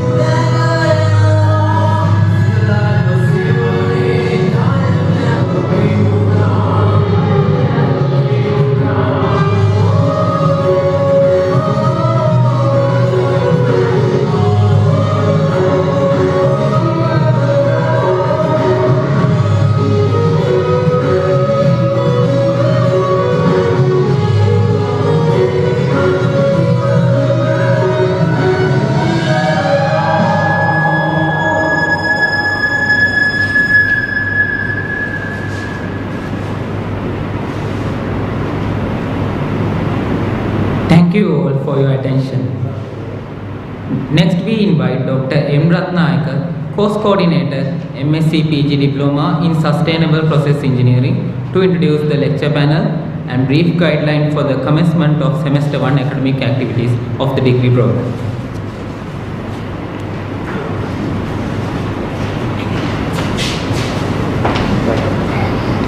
Thank you. So I know that we are 1 hour late, but of course this is also one more important part. I'll try my best to finish within 10 minutes. I want to introduce the lecture panel. This is the internal lecture panel actually. We have Senior Professor Ajit Alvis, Senior Professor, actually this may be, should be Senior Professor Padma Amarasinghe, and Professor Shanta Amarasinghe, Professor PG Ratnasiri, Professor M. Narayana, and Professor Manisha Gunasekara. That should be Professor Dulika Gunaratna, and Dr. Dulika Gunaratna and Dr. Tushara Subasinghe, and myself, and also Dr. Dilhara Setunga, Dr. Tarushi Kirtisinghe. So basically this is our internal lecture panel. You will meet them in different subjects, right? And we have a few visiting lecturers. Actually, we have more visiting lecturers in the coming time, but maybe these are past batch, right? Past intake. So we have Dr. Asoka Fonseca. He's Chief Operations Officer, former Chief Operations Officer, but now he's moved to another one. And we have Mrs. Gailidi Alvis, Supply Chain Consultant and Chairperson, Women in Logistics and Transport. She's also, you will meet in the Supply Chain Management, Sustainable Supply Chain Management module. And we have Dr. Desai Boteju, Senior Engineer from Norway, one of our proud product also. He's also, you will join with him for specialized areas, especially on process safety area. Also we have Mr. Indika Kumara. Here you can see he's also one of our visiting lecturer. And we have even other departments also from the same university, from electrical engineering and mechanical engineering. Whenever we need some expert areas on that, because sometimes in some modules, some subjects we have. So the electrical systems, because when you learn about energy auditing, you need to really look at the electrical systems also, not only the process systems. Of course, we can cover up steam systems and others, but electrical systems should be covered by a specialist. So we have Dr. V. Logishan from our electrical engineering department, and also Dr. J.R. Gamage for work study related, and especially on manufacturing industries. So they are the experts on that. So you will meet them in the coming time. And also we have one of the main aspect of our program is we have numerous guest lecturers. Actually these are just only the usual ones that we had in the last intake and planned for this first semester, but we have many more guest lecturers coming on. So this is one professor from India. Last time also he conducted a guest lecture, a very interactive one, online mode. He's the head and professor of the chemical engineering department in Vinich Nagpur. So he has very impressive research on especially converting agro waste to value-added products, right? Waste valorization area, right? And Dr. Vatsala Jinadasa from Norway, she's an expert researcher there. You will meet her with a guest lecture in the semester 1, right? Then Mr. Rushant Chandra Bose, he's Chief Operating Officer and Technical Director at Industrial Solutions Lanka Private Limited. He's also expert in wastewater and sludge treatment management systems, treatment systems design.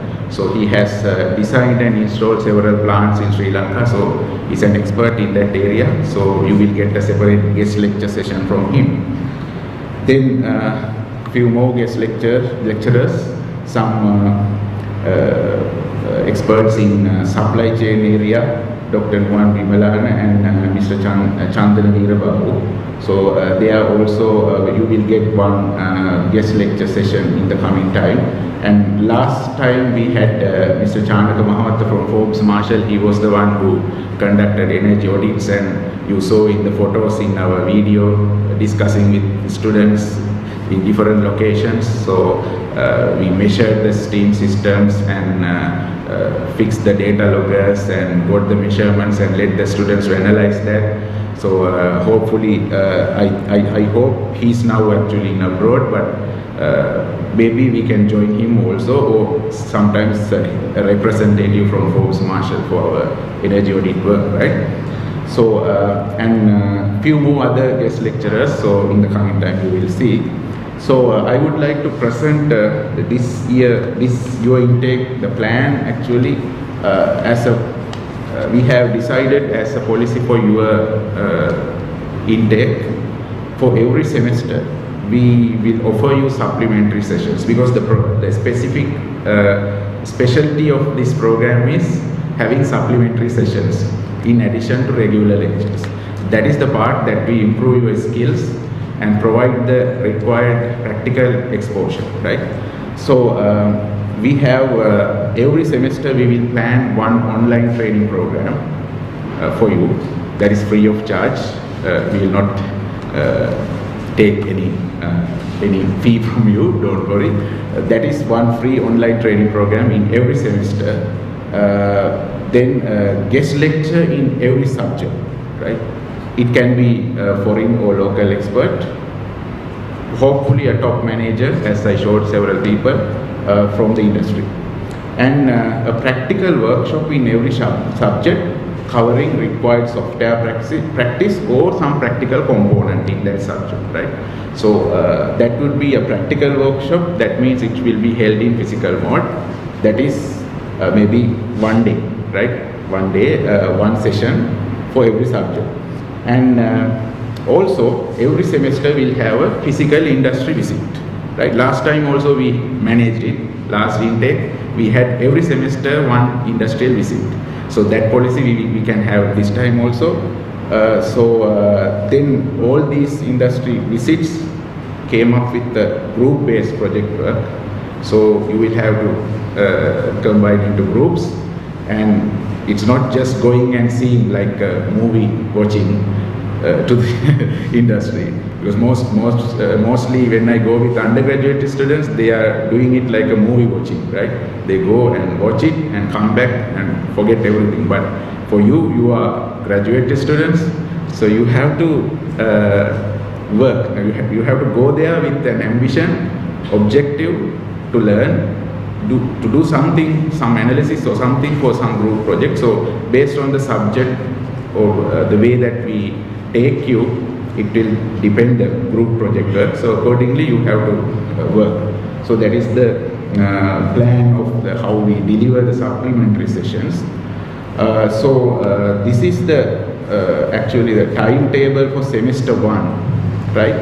I will share all these details with you, don't worry, in the coming time. So hopefully tomorrow or day after tomorrow you will get an email from us, all these details. So this is just only the semester 1 program. Similar to this, you will get semester 2 and 3 programs also, right? So you will know what is the date that you will finish the course also accordingly, right? So I just wanted to show a sample. So like this, you can see there generally in semester 1 we are having the lectures. All these are, you can see venue is online mode actually, the Zoom platform. So we have Saturday, starting from next Saturday we will start the sessions, and we conduct these lectures through the digital platform, that is LMS system, learning management system. We have University of Moratuwa Moodle, right? So you will be enrolled to that model. I will share all the details with you, how to log in and all the credentials, everything will be given to you by Monday or Tuesday, don't worry. Then you will see what is there and what are the subjects. You can go there and then the lecturers will put the required lecture notes. You can get everything from there. That is how we do. And also the most almost all the continuous assessment also we conduct through that platform, right? So there you can do quizzes, submit your work, everything is possible. So that is learning management system is there. And we have Saturday and Sunday both days. I know that generally MSc students, you are professionals, you are working all 5 days, sometimes Saturday also, I don't know. And also you have families, so a lot of commitments, I know. Maybe this may be a bit tough schedule apparently, but I think you decided to do a master's by paying this course fee, by knowing that you have to put some effort, right? And also the other thing is you have spent money, so you have to take back the value from us, right? So just don't waste your money in that way, because what I see is sometimes the students, since it is online mode, maybe you will try to you will think that it will be available as recorded mode, or maybe you will think that it will be it can be studied later. So what you will do, you will put it in mute mode and you do some other work, like do some household work, because it is weekend and maybe your wife or husband is asking for some work and you are doing that. So if you do that, you are wasting your money. And the other thing is, as a policy, we are not going to give you any recorded lectures, right? We are not going to give you any recorded lectures. I mean the live lectures that we have at this time. So it is your duty to attend these lectures, right? Through the Zoom links that we provide. But we will provide you a lot of supportive learning materials. In those supportive learning materials, there will be a lot of recorded lectures. I mean, not the live sessions, some supportive recordings, right? And some tutorials, some examples, some lecture notes, everything will be available. So you can study them, but you really need to attend the session. Why? Because the lecture session having at this time is not purely listening to someone is speaking. Lecturers will put a lot of effort, and they will come up with some kind of a group work or something. They will explain the basic theory required, fundamental, and let you to go into Zoom breakout rooms, go into groups inside and discuss, work and submit within that time, right? So as a nation, as a Sri Lankans, I think the problem that we have is we don't do the thing that we should do today, right? That is why we are here. So this program you can successfully complete if you do the thing today itself, right? So you don't have to do any extra work if you put the effort. If you attend these lecture sessions and work there, you will not get so many extra assignments, take home assignments, lot of things to submit. Maybe some part that you have to work, maybe you will have some remaining work to submit. That may be that.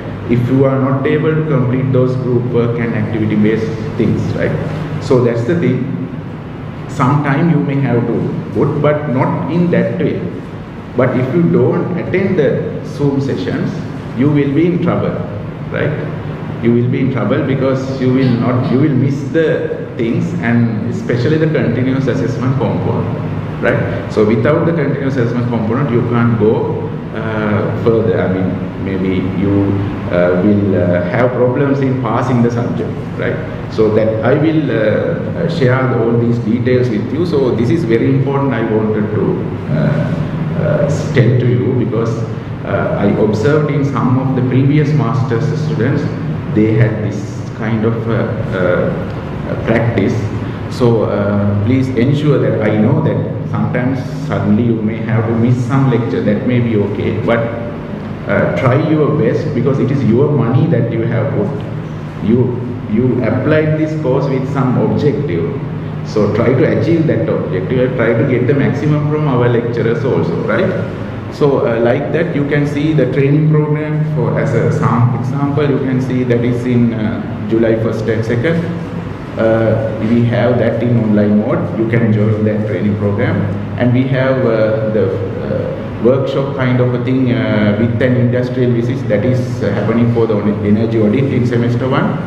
And there will be one last week actually we dedicated for the physical workshop. So every subject will have, so what you have to really attend in physical mode is, you have to attend these industrial visits and this simulation session, that will be definitely a physical class. So actually one Sunday and 2 weeks, right? That's all of the rest of the thing is online, right? But if you ask me that why can't you provide that also in online mode, because what I felt, because I am working with these dynamics of postgraduate programs but after taking this coordinatorship, a lot of people call me and ask about the program. Most of the people ask me, can't we do it fully online mode? I said no.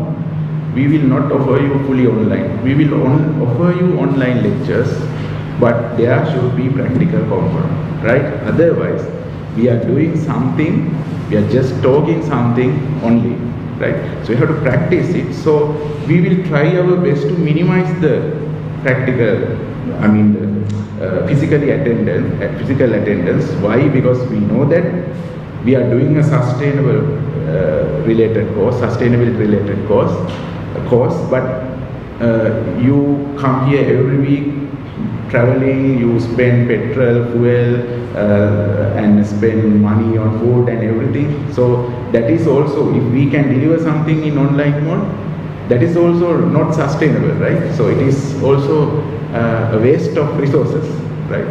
So that is why we will give you maximum in online mode, but don't ask us to compromise the physical component. Compromising the physical component from our side means you are compromising the quality of the course that you will get back, right? So think as professionals, you are all are professionals. So I hope the rest of the time you will not give me as the course coordinator, any stress on making the things require physical component, physical attendance into online mode, because that thing sometimes happened to me in last batch. So I had to work on that. So I must share that with you, because I don't like from your batch to happen that, right? So I hope this message understandable, but I know sometimes you may migrate, right? People have plans with migration like that. So if you migrate, that's your personal reason. Because of your personal reason, I can't compromise. We all can't compromise all of the other batch practical component, right? So if you have plans for migration, what you can do is you can give us a request, right? We have a program, the kind of a procedure in the university. You can extend your time maximum duration, right? And you can easily get the extension. Of course, you will, even you don't request any extension, you have 4 years to complete this, right? It is 1 year PG Diploma program, and if you do masters, it will take 2 years with the research component. But you can, to do that, you can take 4 years, right? That is the thing here, simply, right? But if you want to extend it to 6 years, you can show evidences why I need another 2 years, and you can take it. For an example, you can show that you migrated because this reason, like that, and you can get the Senate approval from the university. There's a procedure. You can contact me. I can elaborate to you. Then you can get that. Then whenever you can come back to Sri Lanka, you can do the exams and complete, right? So that may be the thing that we will practice hereafter. So we have that physical component, and also the written exams will be in physical mode, right? Because like we can't have 100% recyclability, right? We can't have 100% online exams. You may ask why we can't offer online exams. it is unsuccessful actually. It's not sustainable. So we have to do the exam in physical mode to have the right evaluation and the reasonable assessment for you also. That will improve you. Assessment is improvement. You face for an exam means you get improved. It is not just measuring your performance. You have some improvement after the exam. If you made something wrong, you know that you made it wrong and you can correct it. That's how we learned in our time, right? I hope you also will learn in that way, right? Okay, so lecturers and resource persons for semester 1 is like this, so I will share this with you. And also we have some important course guidelines, some kind of guidelines for how to, what are the things that you should know when you submit assignments, when you face assessments. Sometimes for the continuous assessment part, we have online submissions, online work through the platform. Then there are certain tools we use, so you should know about that, how to use them. So that part I will cover with some special meeting with you through online mode. And first of all, I'll share all the documents. Then if you have doubt, I can provide some supplementary discussion, maybe 1 hour online, and elaborate you all the issues that you have in those guidelines, right? So that's the overall explanation about the course. So I welcome you all. Here we have a wide range of candidates, the professionals coming from different industries this time. So I hope you can contribute, because doing an MSc part-time also means you will create a lot of networking, right? So that is the objective, another objective of having physical sessions also, right? You should know who are the people in your batch and build up connections. Sometimes maybe you will get your next employment opportunity based on your friend, from your friend in your same MSc batch. Who knows, right? So we are doing these things also in this way because of networking, right? So from the day that we were in the school, we were networking. Whenever we see an opportunity, chance, we get it. So I hope you will also build up the networking inside your batch, because you will have a lot of group work. So definitely you have to build up that networking. Then only learn from others. Another way is learning from your peers, right? So that is also another important. So we encourage that. We conduct the Zoom session, online sessions also, letting you to learn not only from the resource person and the lecturer, but also from your peers, because there are some people who engage in sustainability initiatives in their companies. Last time also we had people, I hope you saw in that video, they contributed a lot during the lecture, right? During the lecture they contribute a lot. Sometimes things that I have to explain when taking big effort, maybe some concept related to sustainability in my lectures, they contributed and helped me to explain from their company's example, right? So it's very simple. When we have application example, others can understand rather than theories and fundamentals, right? So that's the overall nature of this course. So thank you very much for spending one more time. So I will continue the vote of thanks also.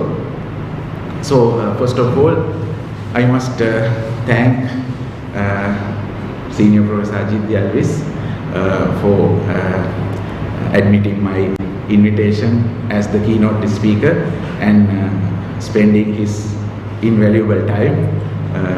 He's a very busy person, but he spent the entire morning time with us sharing his knowledge. So thank you very much, sir, for staying with us today. It's a great honor for us. And also I must thank Mr. Sanjeev Chulakumara, Mr. Priyanjit Pereira and Mr. Indigo Kumara. Just only one phone call, you approved my invitation. So thank you very much for coming here. I hope everyone, even I learned a lot from your panel discussion. So that's what, every day we learn something from these activities. So thank you very much for your support, and especially I must thank head of the department, Professor Shanta Gudage. She is very flexible in doing certain things, helping me to arrange things, because I always need, when we do something, we need the head's approval for certain things. So she helped me a lot. Even though she is not here, I must thank her.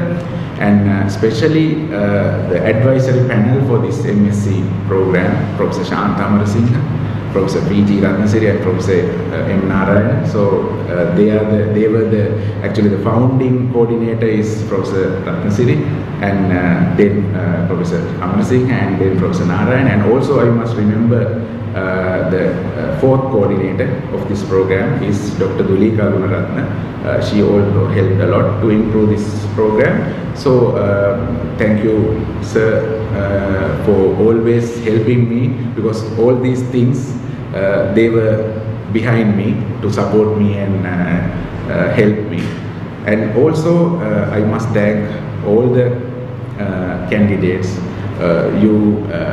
Through just one email, you did payments and everything. You made it really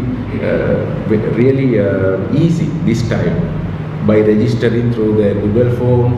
So whatever the technology that we extended to you, you admitted it and you responded our emails. So thank you very much for coming here today also. So I must thank all of the 2023 intake, and I warmly again welcome to this program. And last but not the least, I must thank the sponsor also. That sponsor is the life cycle assessment software provider in Sri Lanka, the sole agent. Actually, it was not, we did not ask any sponsorship, but he willingly gave the sponsorship. And I hope the promotional video that he put is also some message. He wanted to give some message to you, not rather a promotion, right, of his business. So I must thank him also, the Chief Executive Officer of that Fantasy Solutions. And also, especially, there are some people who really helped me, the non-academic staff of this department, and academic staff especially, and some few people actually, the Miss Dinusha Martinu, the course assistant, and then Mr. Chintaka Narangoda, he is the system analyst, and all other supportive non-academic staff. Everyone helped me a lot, and also some other departments, computer department is doing live streaming for us, and then some other departments provided us some infrastructure that we don't have. So everyone, I thank again. If I miss anyone, again I'm thanking to everyone. So thank you very much for having this session today, a successful session. Thank you.